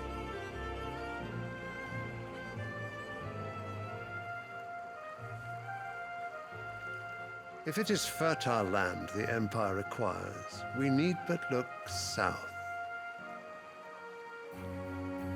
If you mean the crystalline Dominion's holdings, we are bound by mutual accord. Theirs is a neutral state whose borders we are sworn to respect. Gentlemen, did we swear to see our people starve? Well, I really do think that... I don't think... The gates of Oriflamme buckle at the flood of those come seeking refuge from the blight. If there is not grain enough to feed those within our walls, how, pray tell, will we feed those without? But instead of setting your minds to riddles such as these, you lock horns with an enemy from across the sea, sending our soldiers to the slaughter in their thousands. The Empire bleeds, and you sit here prattling like crones in a tea house. And you fancy yourselves leaders of men.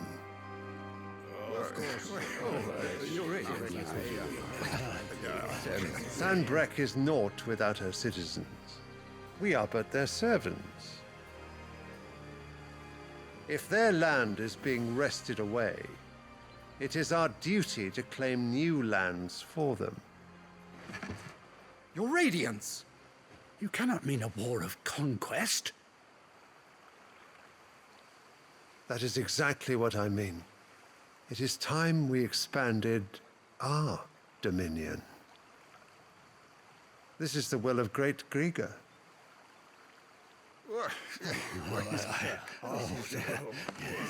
There will be uproar. Then we must find a way to distract the citizenry. But how much will that cost? And what of our legions? Shall we raise the furs? Well, someone will have to contend with the Dalmex. I will not keep you. You all have much to do.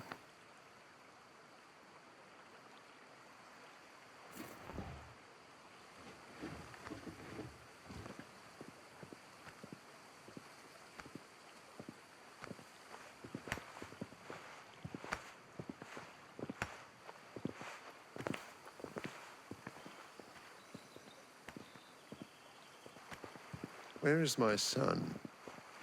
The Lord Prince is currently garrisoned at the Strait of Arthur. If it please you, I can send word requesting his immediate return to the Holy Capital. That won't be necessary. Tell him instead to see to his wounds. Bahamut's strength will be needed again soon. As you command.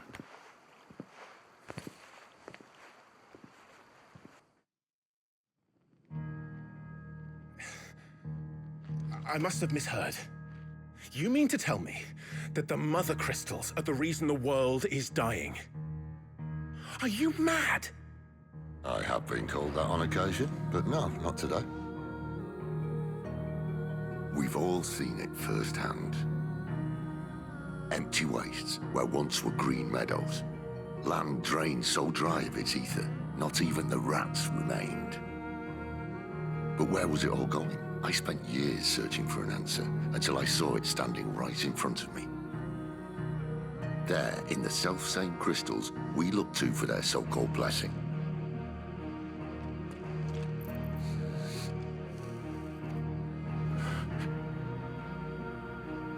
All right, listen. Take this crystal. How does it allow us to conjure magics? Answer, by drawing ambient ether from the air. And where do these crystals come from? That's easy. They're mined from the mother crystals. They're one and the same. Although admittedly this here fits more easily in the pocket. But the mother crystals are massive. Some as large as mountains. So you see the problem. Imagine just how much ether can be drawn by something that size. As to where it's all going, mind, well, I can't know everything, can I? We are taught that the mother crystals are divine. Their ether a gift from the heavens. For centuries, nations have fought and fallen for want of that gift. If what you say is true, how did no one else see it? Who says they didn't? Maybe the truth was inconvenient. Inconvenient to whom, exactly?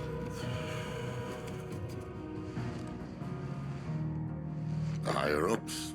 The gods themselves?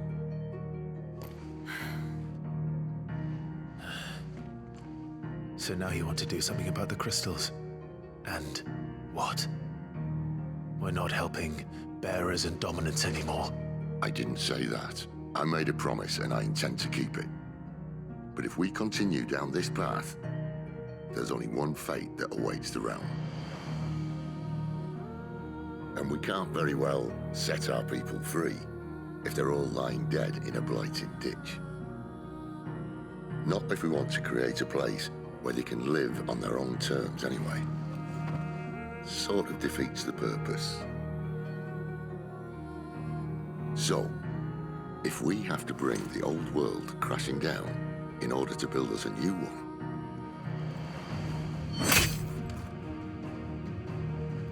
what say you? Are you with me?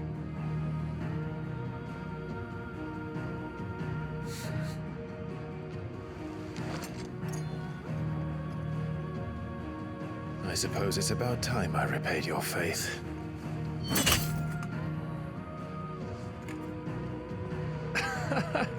You could have just said aye. But it's nice to have you aboard all the same.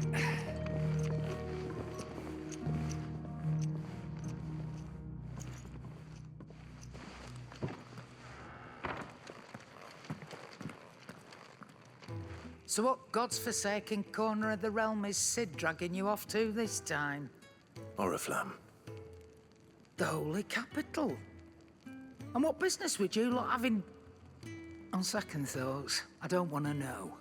Speaking of Oriflamme, I hear the trading routes leading south have seen more than double the usual traffic. If you ask me, summat foul's brewing. And it ain't Tyre's borbile tea. Oh, just go and see Otto, will you? All right. So you're really going through with it? Sid's been talking about bringing down a mother crystal since I've known him. But that's all it's ever been. Talk. He's convinced it's the right thing to do. We'll be leaving for the capital shortly. Well, you couldn't have picked a better moment. Seems the hiding the royalists gave him wasn't enough to dampen old Sylvester's spirits. His legions are on the march again. This time, due south. Another war. All as the great Grieger wills it. Bloodthirsty little miss, that one. That's God's for you, innit? Still, might work to our advantage on this occasion. Wars breed chaos. On the front lines, and at home. With a fair wind behind them, a handful of like-minded ne'er-do-wells could melt into the back alleys of Oriflamme. No trouble. It's making it to the capital that's the problem. The checkpoint. That's right. Anyone travelling in or out of Oriflamme has to go through Northreach. Lucky for you, I might just know of a way. There's... Well, no, not that. That gets you an audience with the Dame. And it's the Dame who'll see you safely through Northreach. I'll send the Stolas in the morning, let her know you're coming. We go way back, and she's a true friend of the cause. I'm sure you'll get on like a house on fire. That's good of you, but... who is this Dame, and where will I find her? She's the proud proprietress of Northreach's foremost house of ill repute, the Vale.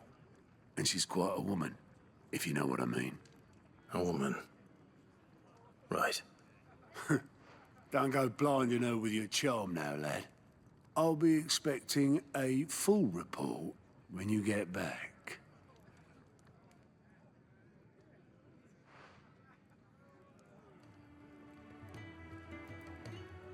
Well, well, well, someone's in a hurry. Just following orders. Funny, I never took you for the type. Can't all be as obedient as you, Gav. Eh?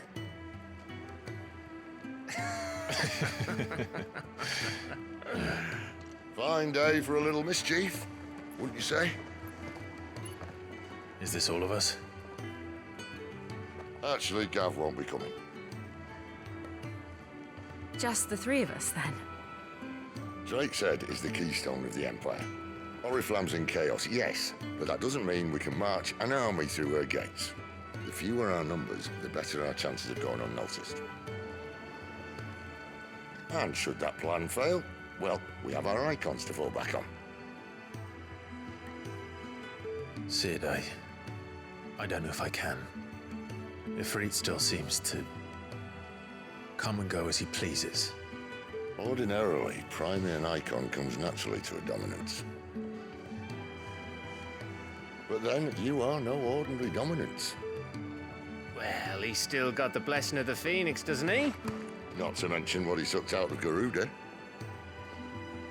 And did I ever tell you about how he was once the greatest shield in Rosaria?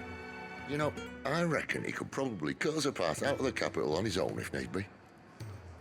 Let's try not to find out. We're less likely to be spotted if we travel separately. I'll meet you in Northreach in a few days. You two behave now.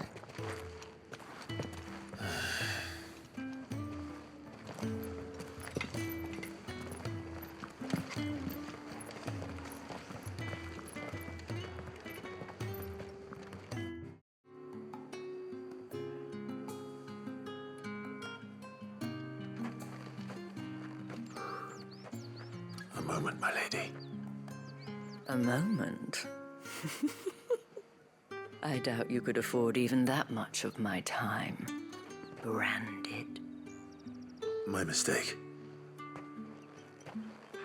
No, mine. Upon reflection, you don't have the scent of a branded about you. The flowers. Otto always did know how to please me. More than Sid ever did anyway. Do you think you could please me, Clive? You're the Dame. Let us leave such impersonal titles to my less preferred clientele. You can call me Isabel. Otto assured me I could trust you. I can trust you, can't I? You can trust me, yes, but... why would you... Help you? Because that's what we do. Long ago, Sid did me a kindness when no one else would. I have never forgotten that. Without it, I would not be where I am today. And so, I make it a point to do the same whenever possible. Which brings us here. To the final obstacle between you and whatever it is you seek in the holy capital. I fear the guards are not likely to let a masterless bearer pass unmolested. Unless... Unless... Unless, of course, his master deigned to appear. Yes, that will do nicely. But... I shall expect a favor in return. Wait, what?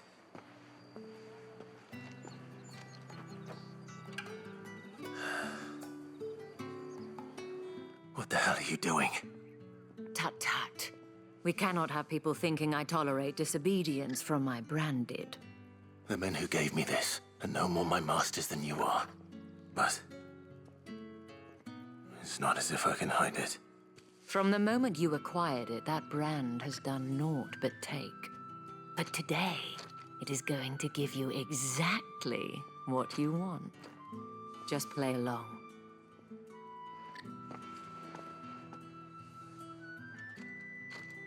Madame, back to the Vale already? But of course, we must make ready to welcome you, my dear. And who might this be? Why, my new escort. The streets aren't safe for a girl, what with all the royalists about. Well, don't work him too hard. Well, that rather depends on you now, doesn't it? I'll see you all at sunset. Oi, hold up.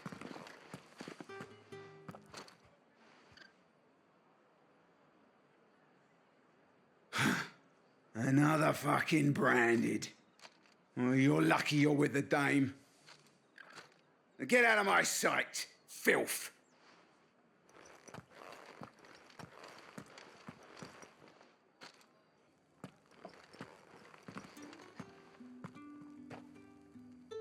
That wasn't so bad. Wasn't so bad. They might have recognized me. But they didn't. And even if they had, they wouldn't have done anything about it. The gentlemen of the garrison are some of my best customers. We have an arrangement, as do you and I. Now, if you'd care to follow me, we can speak more at the Vale. Doesn't seem like I have much of a choice. And if anyone requests her company, tell them she is feeling unwell. Madame, you look stunning. As do you, my dear. Shall I have one of the girls draw a bath? That won't be necessary.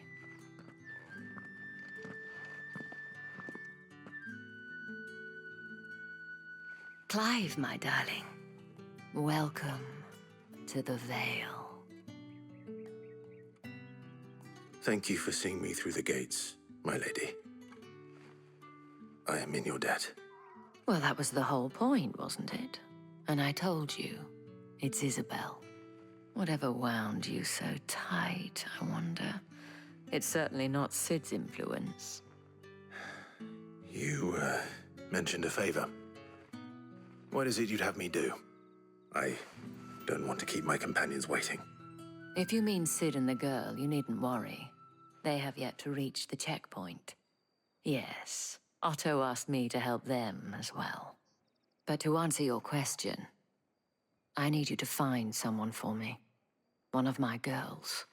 Tatienne has been gone for several days now, having left no word of explanation. And I've begun to fear the worst. I feel as if I've spent my whole life searching for people. Though I can't say I'm any good at it. I trust you'll do your best. Oh, and take this.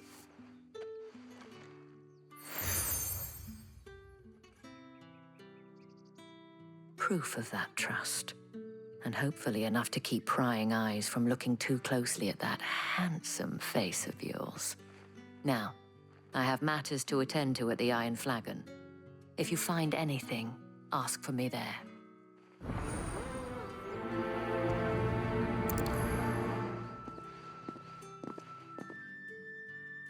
You wear the dame's brooch. She must trust you. Enough to have me look for one of your colleagues. A woman by the name of Tatienne. She's still missing then. Oh, if only I'd comforted her. You saw her before she disappeared? The day before. She was in tears. She'd lost her comb, a gift from the dame. It wasn't anything fancy, but you could tell it meant the world to her. You see, Tatienne was an orphan, and she looked upon the dame as a mother, as do we all. So she was upset. And I didn't lend her my shoulder. But perhaps someone else did. Tatienne shared a room. Her chambermaid may have seen something. She's over there, sitting by the pond. Thank you. Let's see what her chambermaid can tell us then. So you're the new escort the girls have been talking about. And you've already been sent off on an errand, eh? Poor boy. You'll be knackered before the real work begins later on tonight. I'm told you share a bedchamber with Tatienne. Did she say anything to you before? Before she went missing. Only that she needed to meet with someone. She did mention a name, but I know exactly who she meant. You do? Lad from the garrison. Annoying little shit. Spent every guil he earned on Tatienne and picked fights with anyone else who tried to buy her time. Followed her around like a lost puppy. Tatienne was flattered at first, but it didn't take long for her to get scared.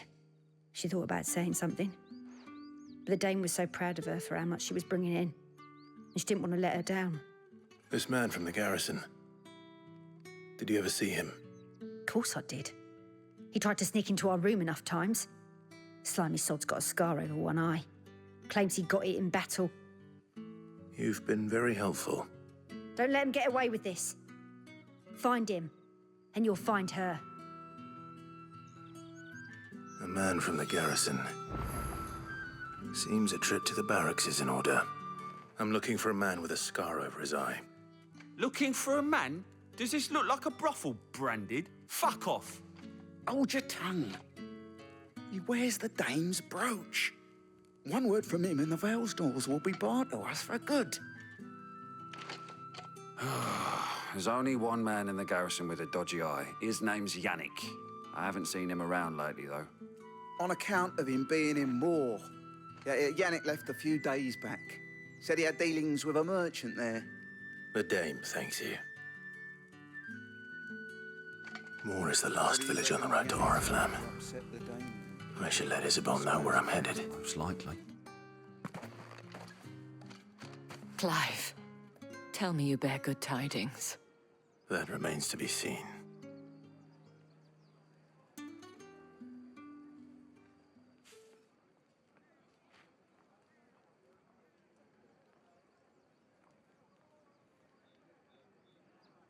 Oh, Tatienne, you could have told me. This Yannick. The soldiers I spoke to believe he's in the village of Moor.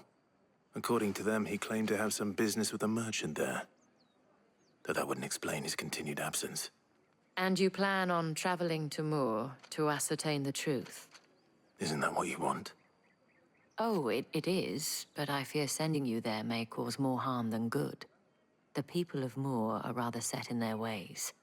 You'll find they have little love for bearers, and they will not hesitate to report one such as you to the constabulary. There is a man in Moor who owes me a favor. More than one, in fact. His name is Bertrand, and he works at the stables. Tell him I sent you. I shall return as soon as I find something. Are you Bertrand? The dame sent me. Sounds about right. Only time I hear from her is when she wants something. Well, go on then. What is it? One of her courtesans has gone missing, and I need to find her. A soldier who may have information on her whereabouts is rumored to have come here to meet with a trader.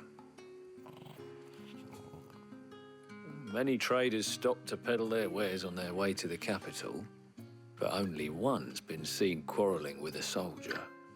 Is he still here? The trader? Oh, yeah. Stubborn sod stood his ground till the soldier got tired of shouting, from what I hear. If you seek him out, keep your head down. Fact is, folks round here would sooner hang a Branded than help him. And that's even with the dame's brooch for protection. Understood. What's this? A Branded? Where's your master? Must I call for a constable? I come to you from Northreach, at the behest of the Dame. Perhaps you've heard of her. Why, of course I have. I am the good lady's servant. What is it that she requires of me? Rumor has it you were seen arguing with a soldier some few days ago. A soldier with a scar over his eye. Yes, that's right. He had a comb which he claimed was an antique. Said he wanted to trade it for a newer one. But old though it was, an antique it most certainly was not, as I told him. Nevertheless, he insisted that it was of great value and was quite vehement about my appraisal.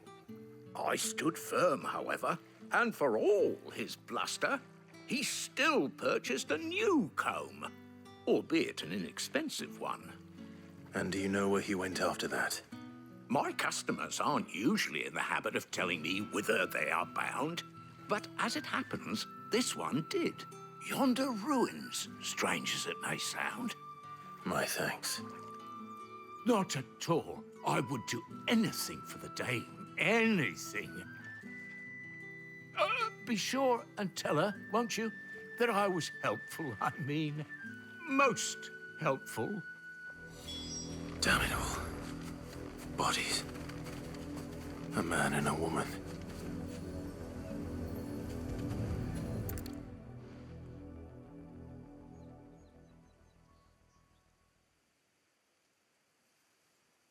Well, the wolves have been busy, but the blood is long dry.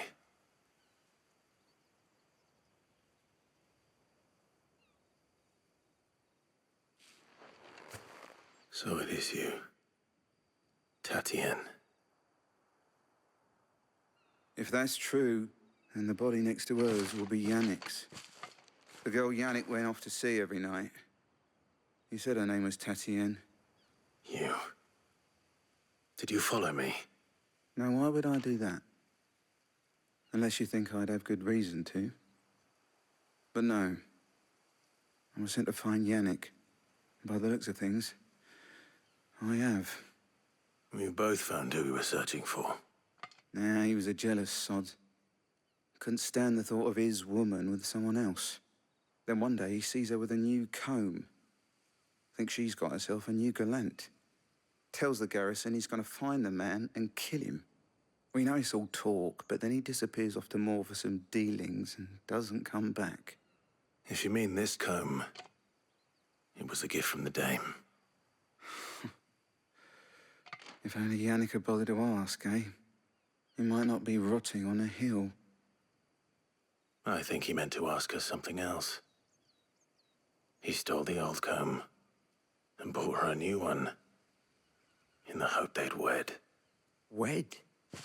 Where would they have gone? Certainly not back to Northreach with the Dame waiting. And we all know what happens to deserters. Tell the Dame I'm sorry for her loss. When the lads come to collect Yannick's body, I'll see that Tatienne is delivered to the Vale. Is that wise? Oh, there won't be any covering up this mess. The most we can hope for is that the Dame doesn't hold it against us.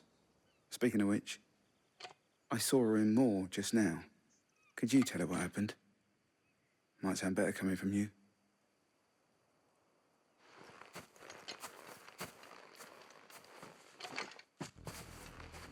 I need to tell Isabel.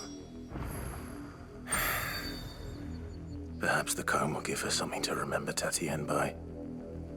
You are still in one piece, I see. You will be pleased to hear that your companions have arrived. They said they would meet you at a little chapel to the east of here. Thank you, but you needn't have come all this way just to tell me. I was on my way to see you. You found her then?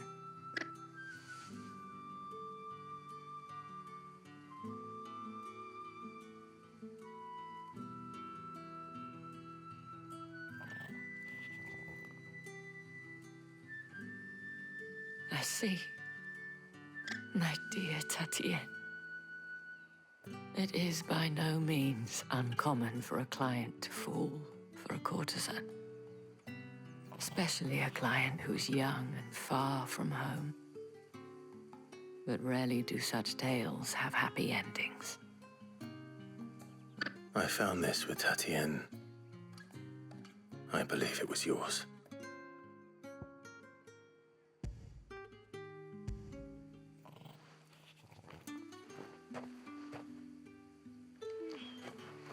Thank you for returning it. I shall see that it has a place on her pyre. I should go. Before you do, I have one last gift.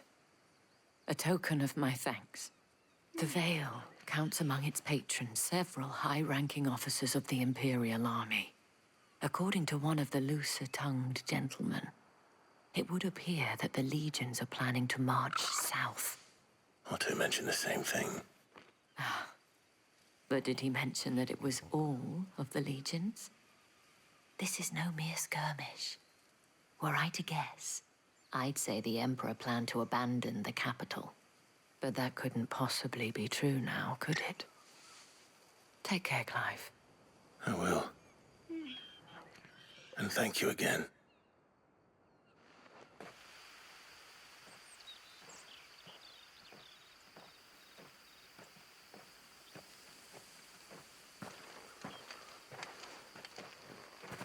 Any trouble on the way? None worth mentioning. As I was telling Jill, it's worse than I thought. The capital's crawling with soldiers. And here I am, the deserter come home. Which is why we'll be taking the back door.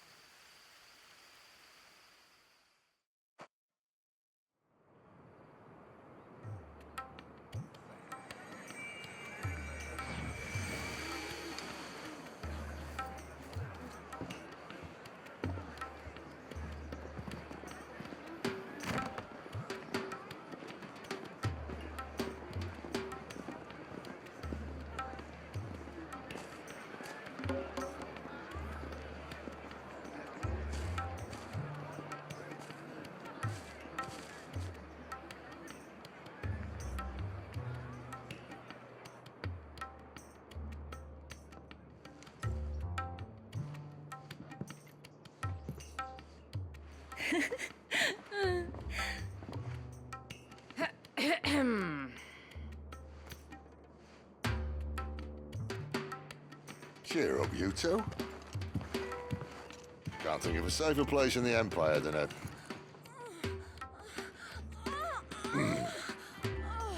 brothel. Really? Doesn't seem very private.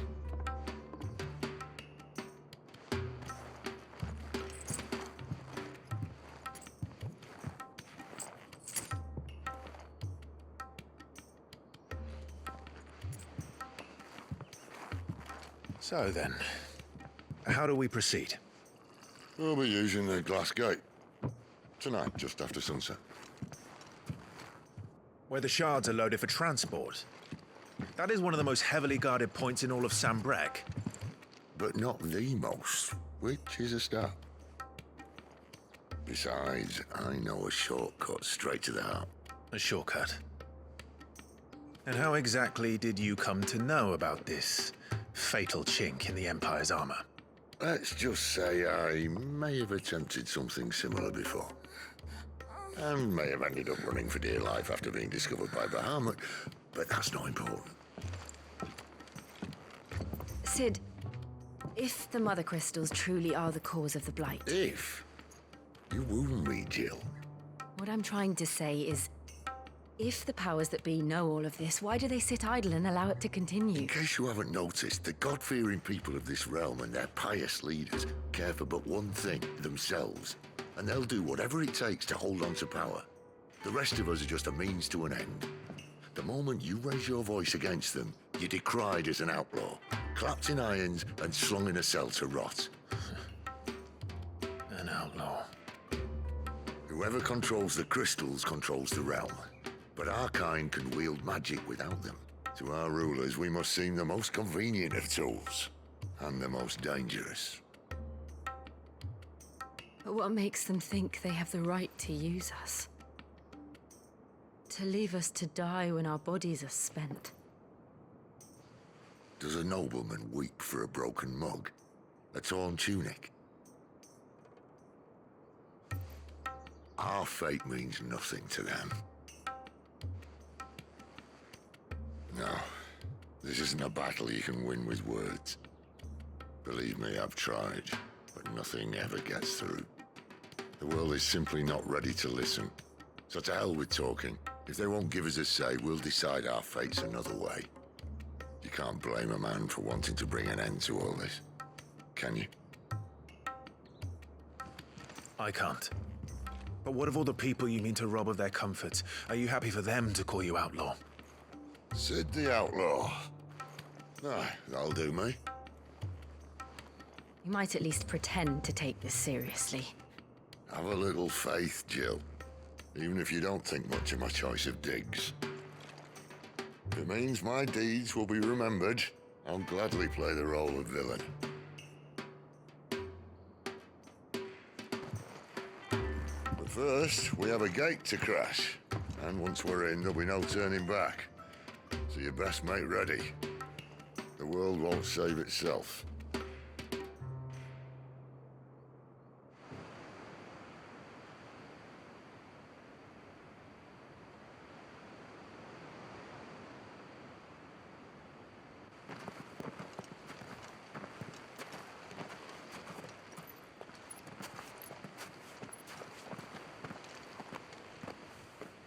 There are not nearly enough men here. Then it's fortunate the city guard doesn't take sentry assignment as seriously as you do. This bodes well. That'll be a first. This may not be such a terrible plan after all. And what exactly is that supposed to mean? Only that your last secret shortcut was nowhere near as secret as you claimed. Yeah, but that's half the fun of it. Life's too short for perfect plans. You want a plan that'll keep you on your toes, stop you growing old and complacent. Worked for you, has it? Clive, my boy, even life's smallest challenges offer the opportunity to grow and to change. You must embrace these moments. Allow them to suffuse your heart with a deep sense of fulfillment. Narrowly escaping death at the hands of an enemy is not my idea of fulfillment. Something wrong? Not at all. Just wondering if the two of you had finished. Right. We make for the Mother Crystal's heart as planned. Destroy it and the whole thing should come tumbling down. And if the passage to the inner sanctum is guarded? Then we embrace the moment and use it to grow and change. All right, not quite empty. Let's get this over with. Single man for reaching the sanctum, so shut your gob and keep your eyes open. They're not from the garrison. I swear this passage used to The enemy's upon us! Of course it did. Perfect plans, Clive. Perfect plans.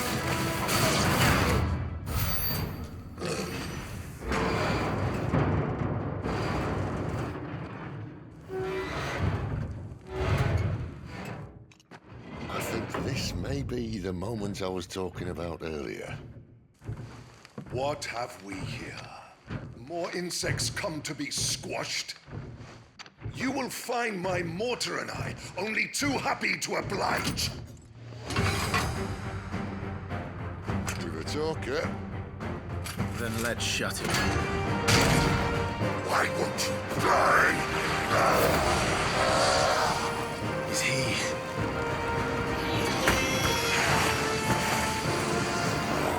Bollocks. He's got a Kashik. Poor wretch. Take it, pity. He'll get none in return. There's nothing left of him but hatred and rage. Let's end his torment.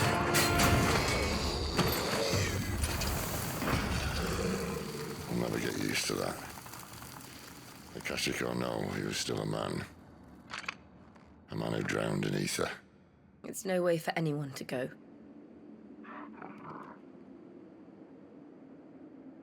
Come on.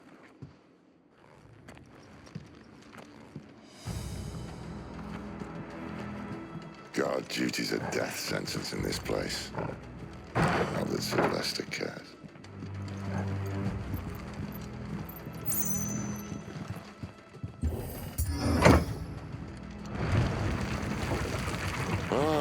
Breathe deep of the blessing, my friends.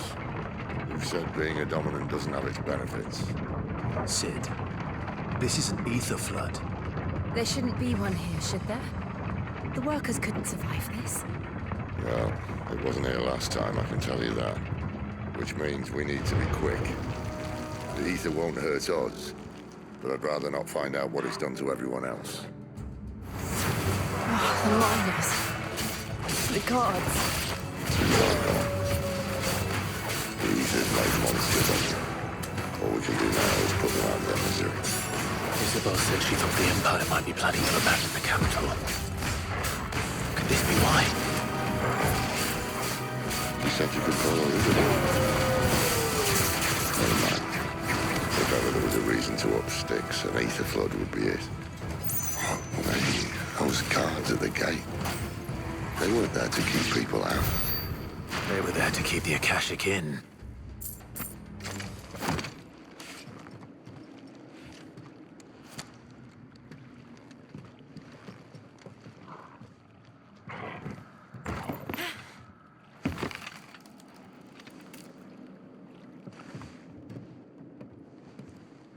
Doesn't look that far. Right.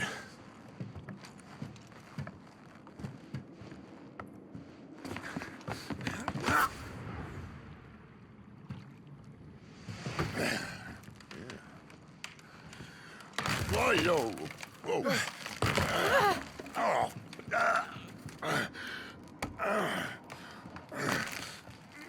Some help.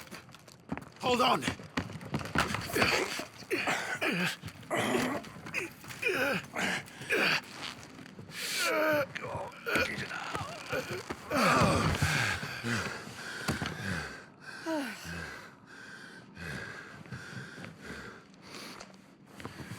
Not quite as spry as I used to be. I'll take that as a thank you. Look on the bright side, eh? At least you won't get lost.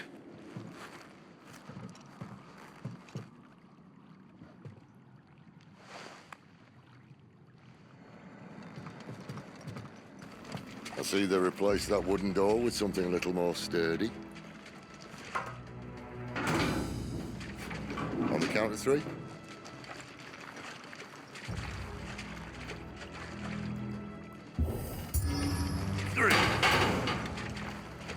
What happened to two? Ask one.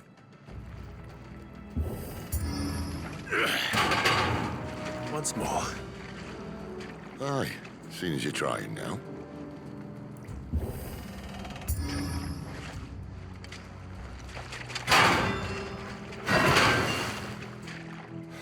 As if that was going to keep us out.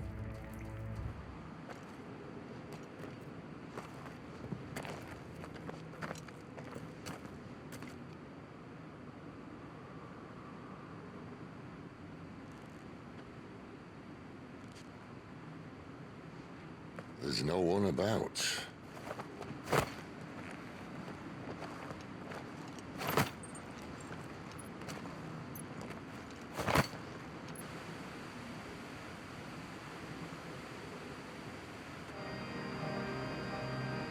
I knew it would be big. But this...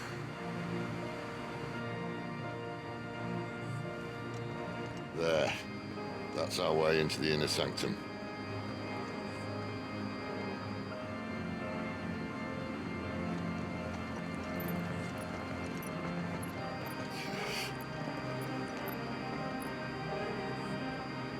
You'd think they'd have patched that up by now. A sorry state the Empire's in. Wait. You don't mean... Aye. My little game of hide-and-seek with Bahamut ended here. At tragic cost to this remarkable architecture. Don't blame me, he started it. But how did he make it out alive? I walked. You should try it.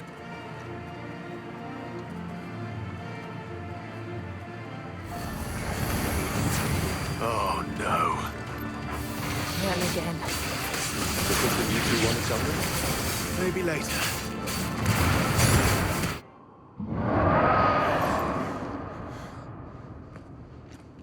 Where did that come from? If I had to guess...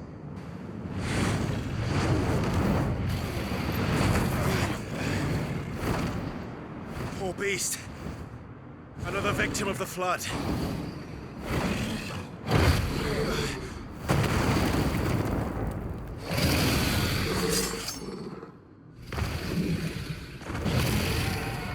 Well, if it's a fight he wants.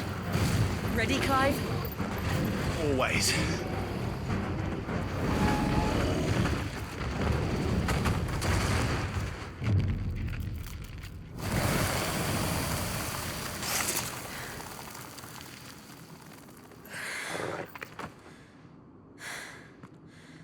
Are you all right?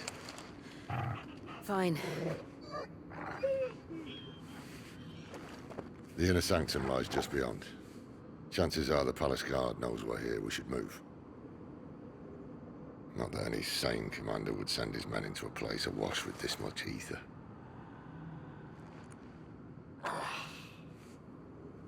Clive.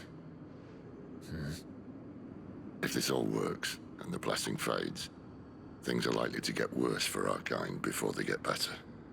Being the last to wield ether will make our talents that much more sought after, by which I mean hunted. I just hope, in the end, they'll see that we didn't have any other choice, that it was the only way to get us to a better place. And here I was thinking I was the uncertain one. Luckily, 2 out of 3 of us have faith in you.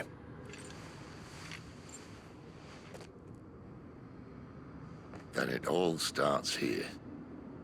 Time to earn that menacing title. Sid the Vicious, was it?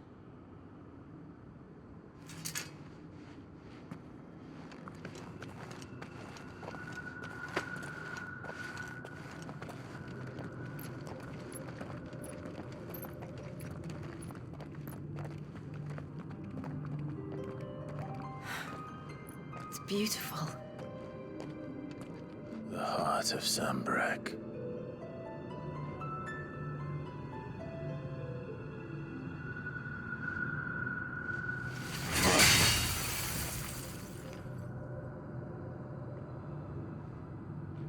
Well, that didn't work. I think we're gonna need a bigger sword. Mine's bigger.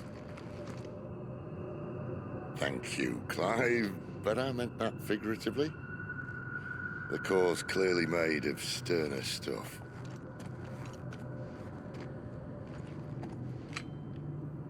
Taya's going to have a fit when she hears about this. Stand back. It's about to get cramped in here.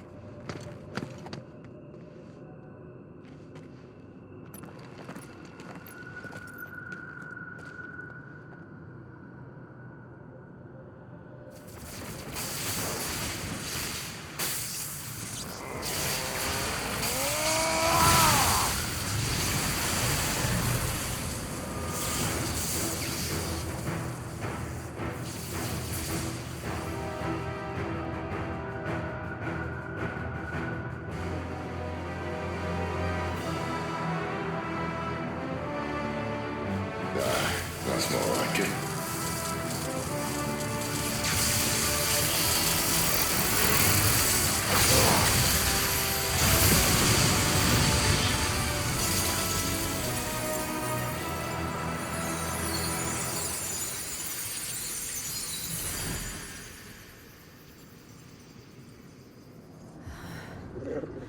Clive, look.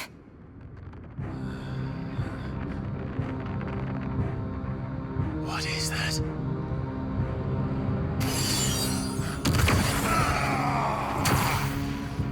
Sid!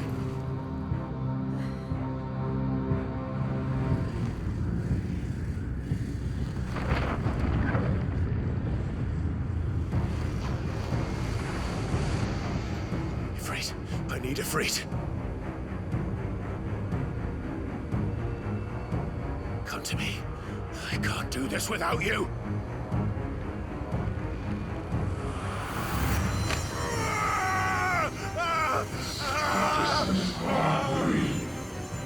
Not again.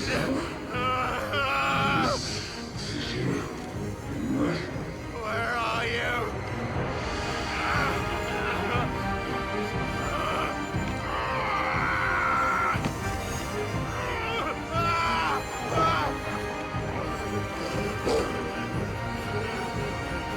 Hold on.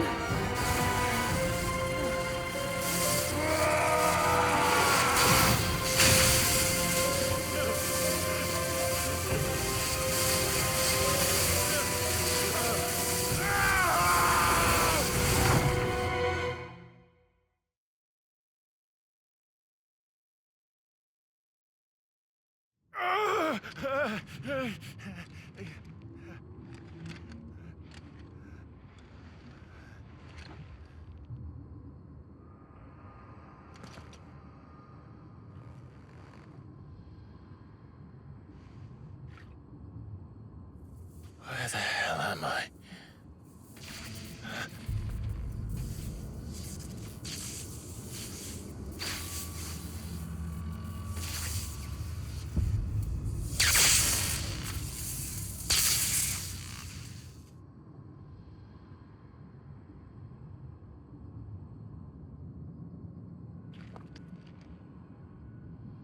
I've been here before.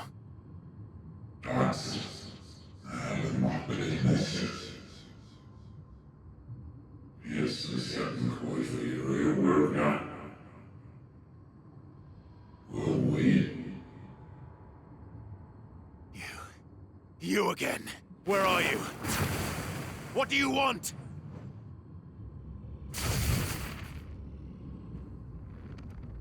Fuck. It's still alive.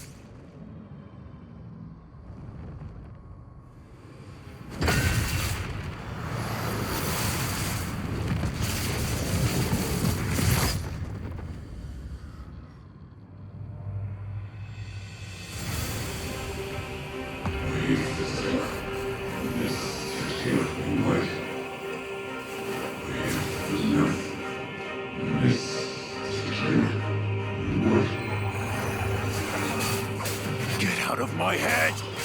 I don't answer to you. I'm leaving. One way or another. Lose.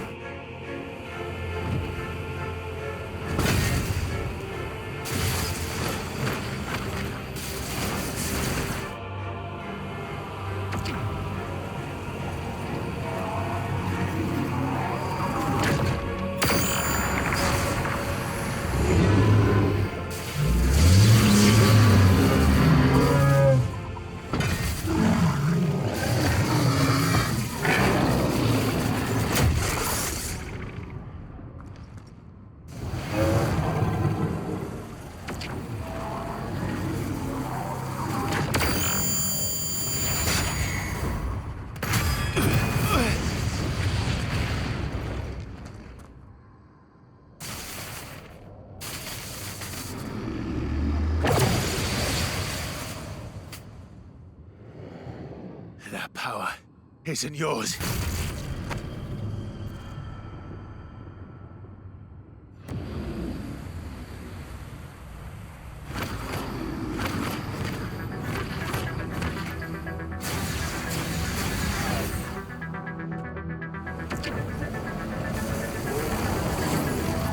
But this is mine.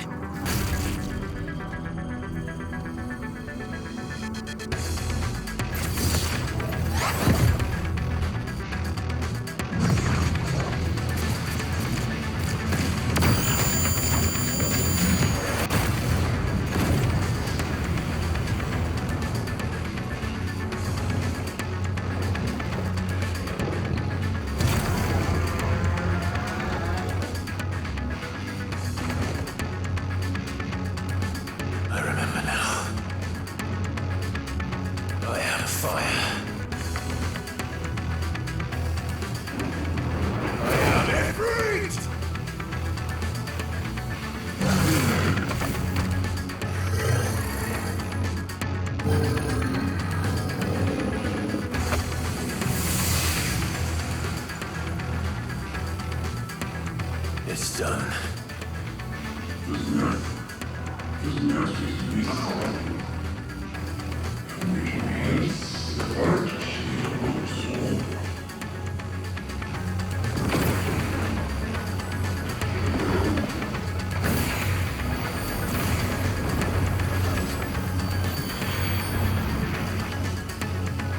How many more could there be?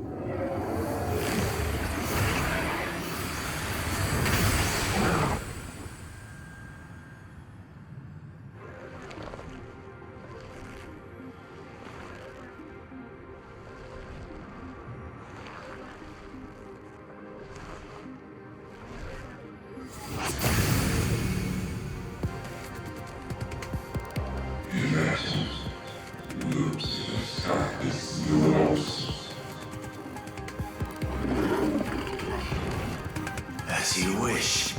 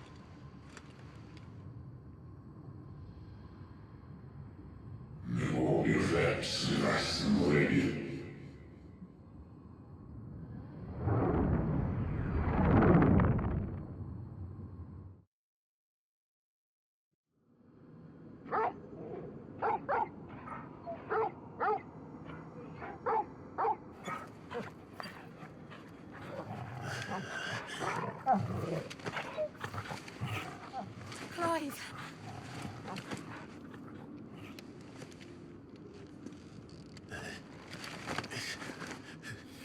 Well, enjoy your nap. You're wounded. This? It's only a scratch. All right, the hole. We'll find you a healer. Here? No, you won't.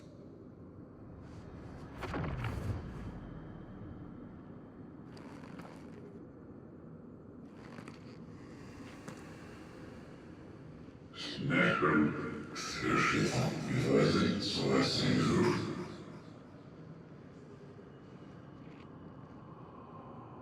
I know who you are. And if you think I'm gonna let you have him...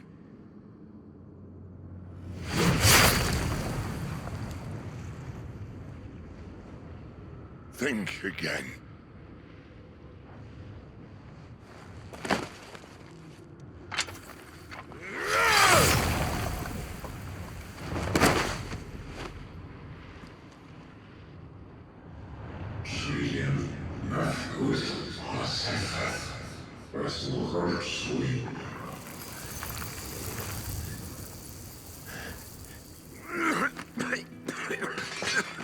Sid.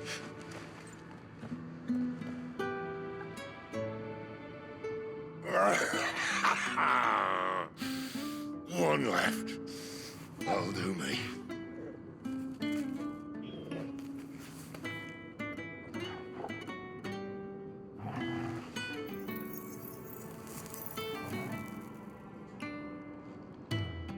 Try not to talk.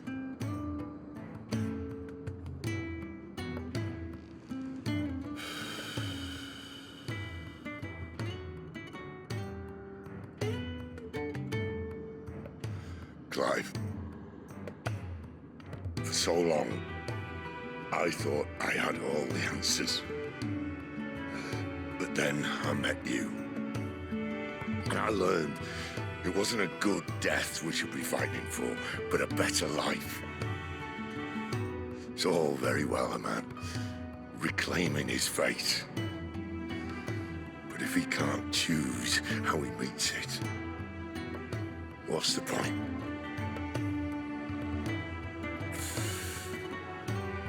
So, I made a choice.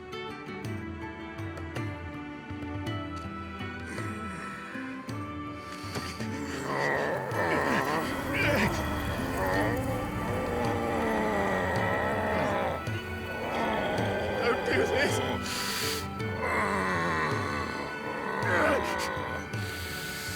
The rest is in your hands. The crystal's blessing is a prison, Clive. And if it's an outlaw the world needs to help it break free... Stop. Please. I can think of none better than you.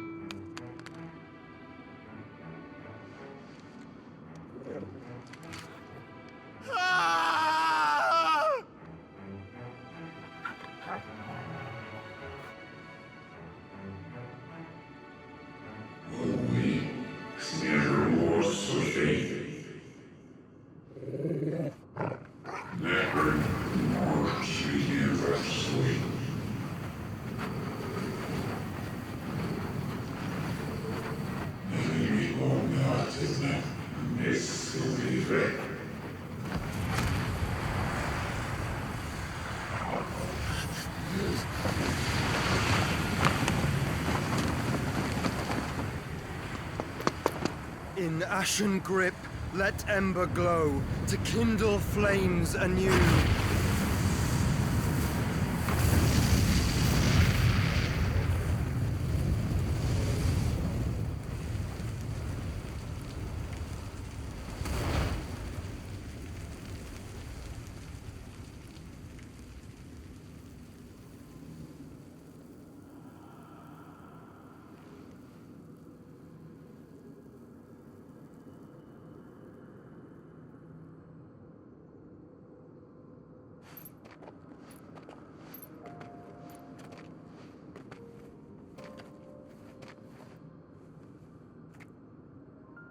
I'm sorry, Clive. Had I arrived but a moment sooner.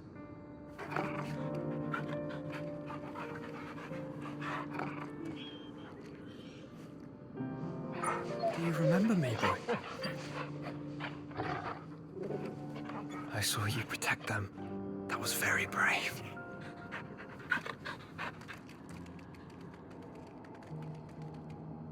I know you're there. Ultima.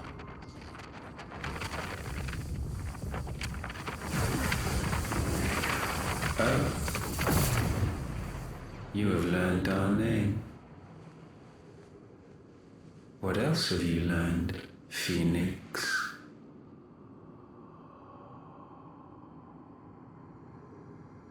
My travels have revealed much about you and your ambitions. I know that it was you who tore me from my brother. And I know that it is his power that you seek. But know this. If you want him, you'll have to go through me. Very well. Breath of mine ancestors, fill these lungs that I may dispel the songs of suffering. A disturbance.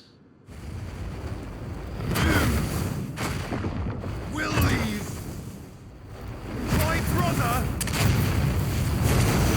alone!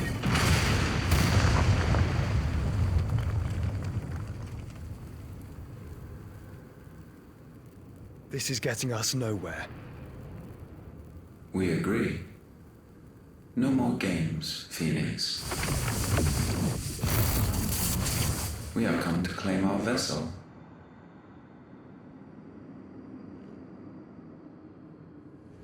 And I said no.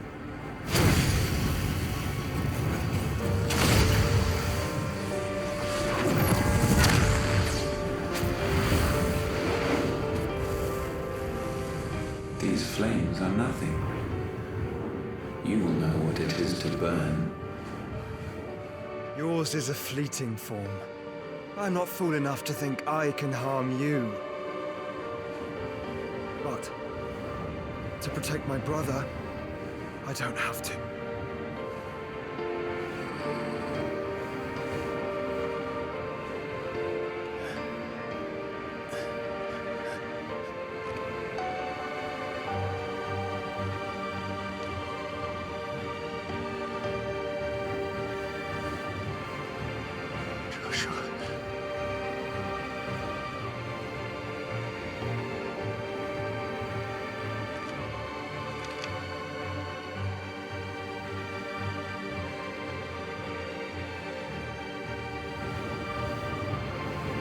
These are not friends of destruction.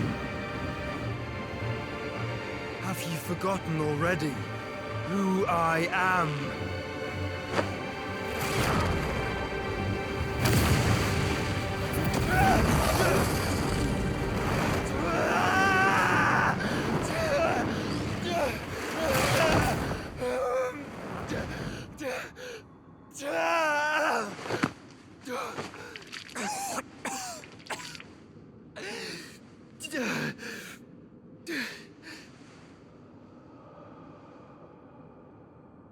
Just try and get to my brother now.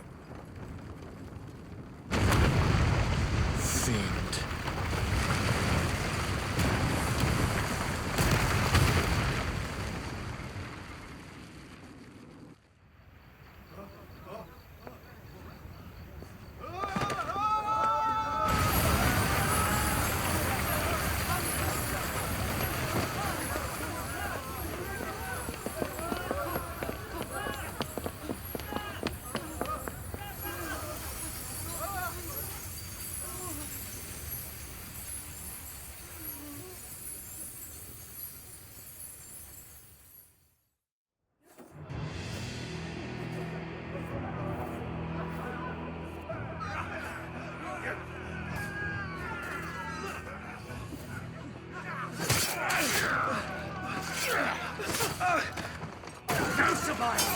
You hurt me!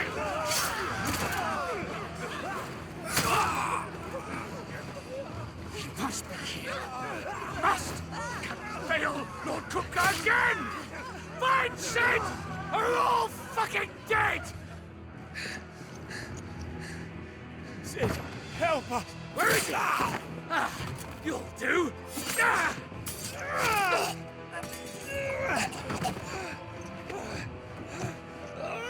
Bastard!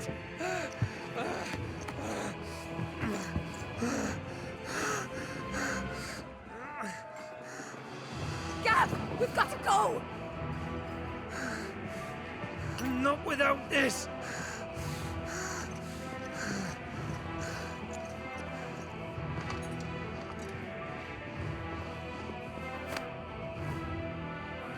Sid is not among the dead. Shall I send a Stolas?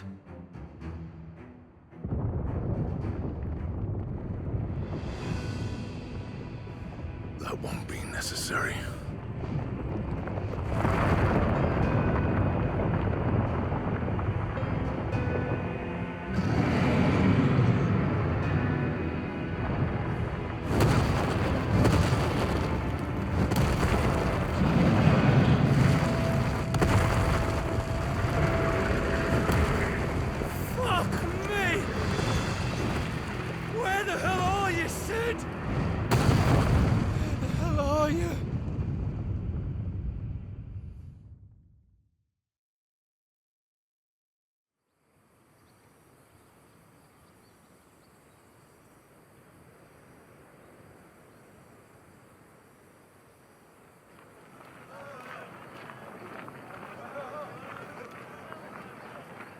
The finest silks from the master weavers of Randalar.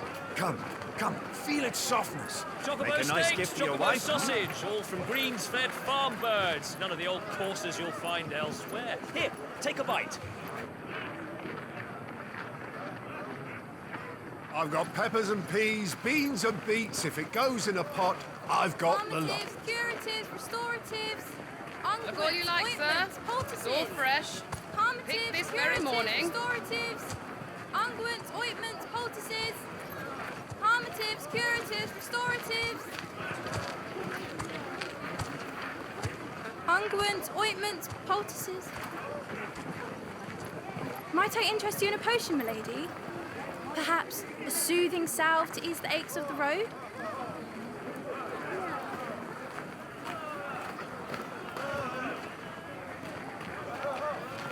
I'm sorry. I wish you well, but may the mothers guide you. Calmatives, curatives, restoratives, unguents, ointments, poultices, calmatives, curatives, restoratives.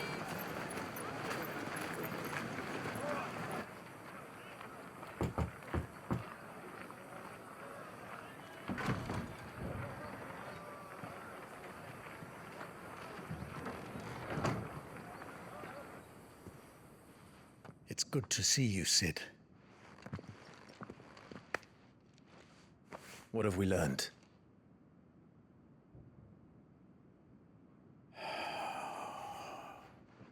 The bearers are locked up in an old courthouse on the edge of town. And I hardly need tell you who is there to make sure they stay that way. Kupka's private guard. It's a trap. And not a very good one at that. Another? What does he hope to gain from this? I'll have the captives free before nightfall. You do nothing of the sort. Our comrades didn't give their lives for you to get your throat slit in a god's-forsaken slum. So those in the courthouse should be left to suffer. That's not what I said.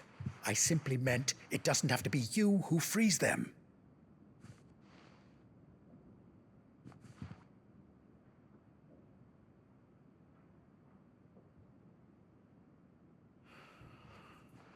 Damn it all.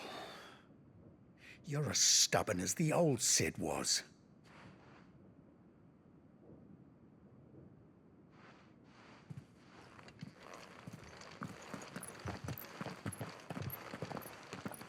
Just don't say I didn't warn you. You're Sid now, and if anything happens to him, we're finished.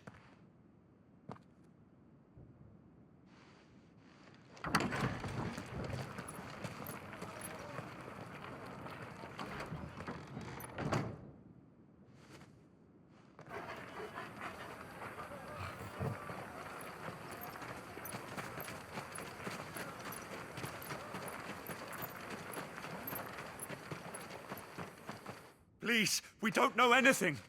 You have to believe us. We'd help you if we could. But you're helping us already. Forgive him, my lord. He did not mean to offend. Quiet, you! No sign of Hugo. I'll wager he thinks as highly of his minions' traps as we do. Then this should be easy. Don't hurt us. I beg of you. Quiet means quiet, branded scum.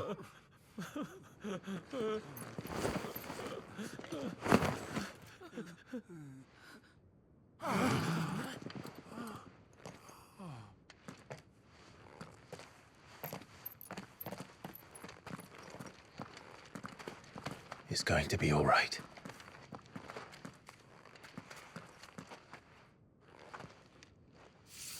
I'm here to even the odds. Any objections? It's him, the outlaw. Sid's here.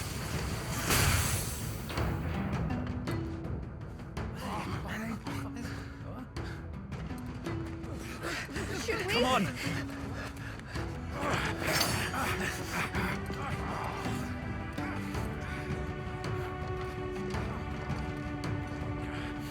Go!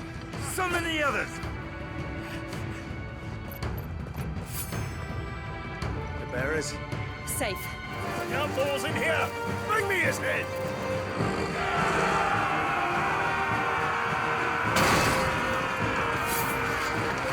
How many are there? Enough of this! Let him play with the kitten! They brought a pet.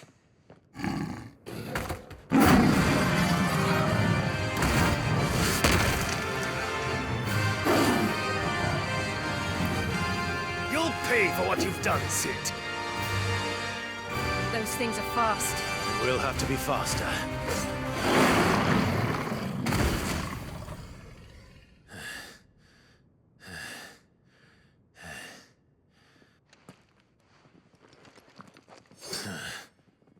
To hell with this!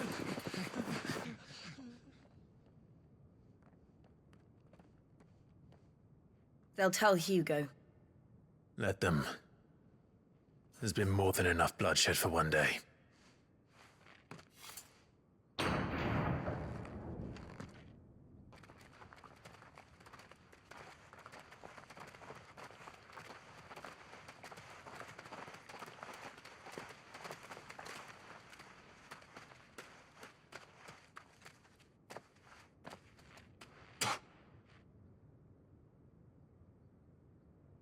Murderer. All of our friends are dead because of you. Do you hear me? They used us as bait.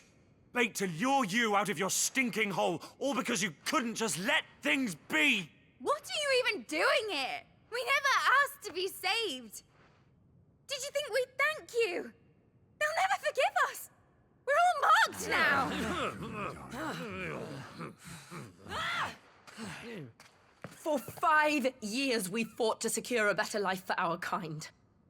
To see that we are treated as equals. Do you not want that? What we want is to be left alone. Every time you show your faces, it is we who suffer. It's all right. I'm sorry.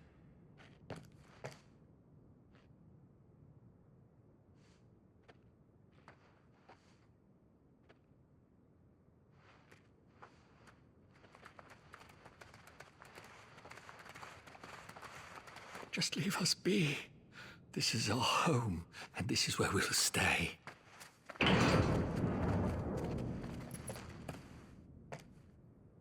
Sid told us this wouldn't be easy. They'll come round. If you say so.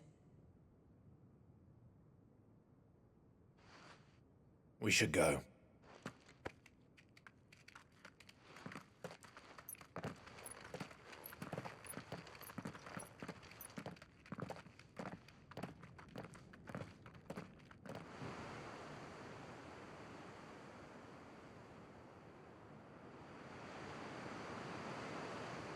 That night 5 years ago, we destroyed what for many was a symbol of hope.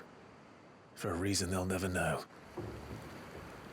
We We cannot blame them for thinking us the cause of their misery. Though it's to give them a better tomorrow, they see only that we've made their lives harder today.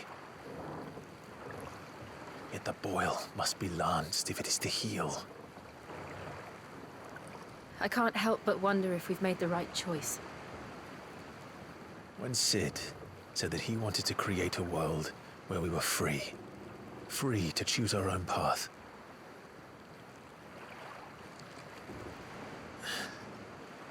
I honestly don't think it mattered to him if that choice was right or wrong. Only that it was our own. I miss him. A world where we can live and die as equals. That's what he wanted. What we want. And that's why I bear his name. It's why we've all chosen to bear his legacy. And I'm not going to let anything stand in our way. Ride's over, lovebirds. Home sweet home.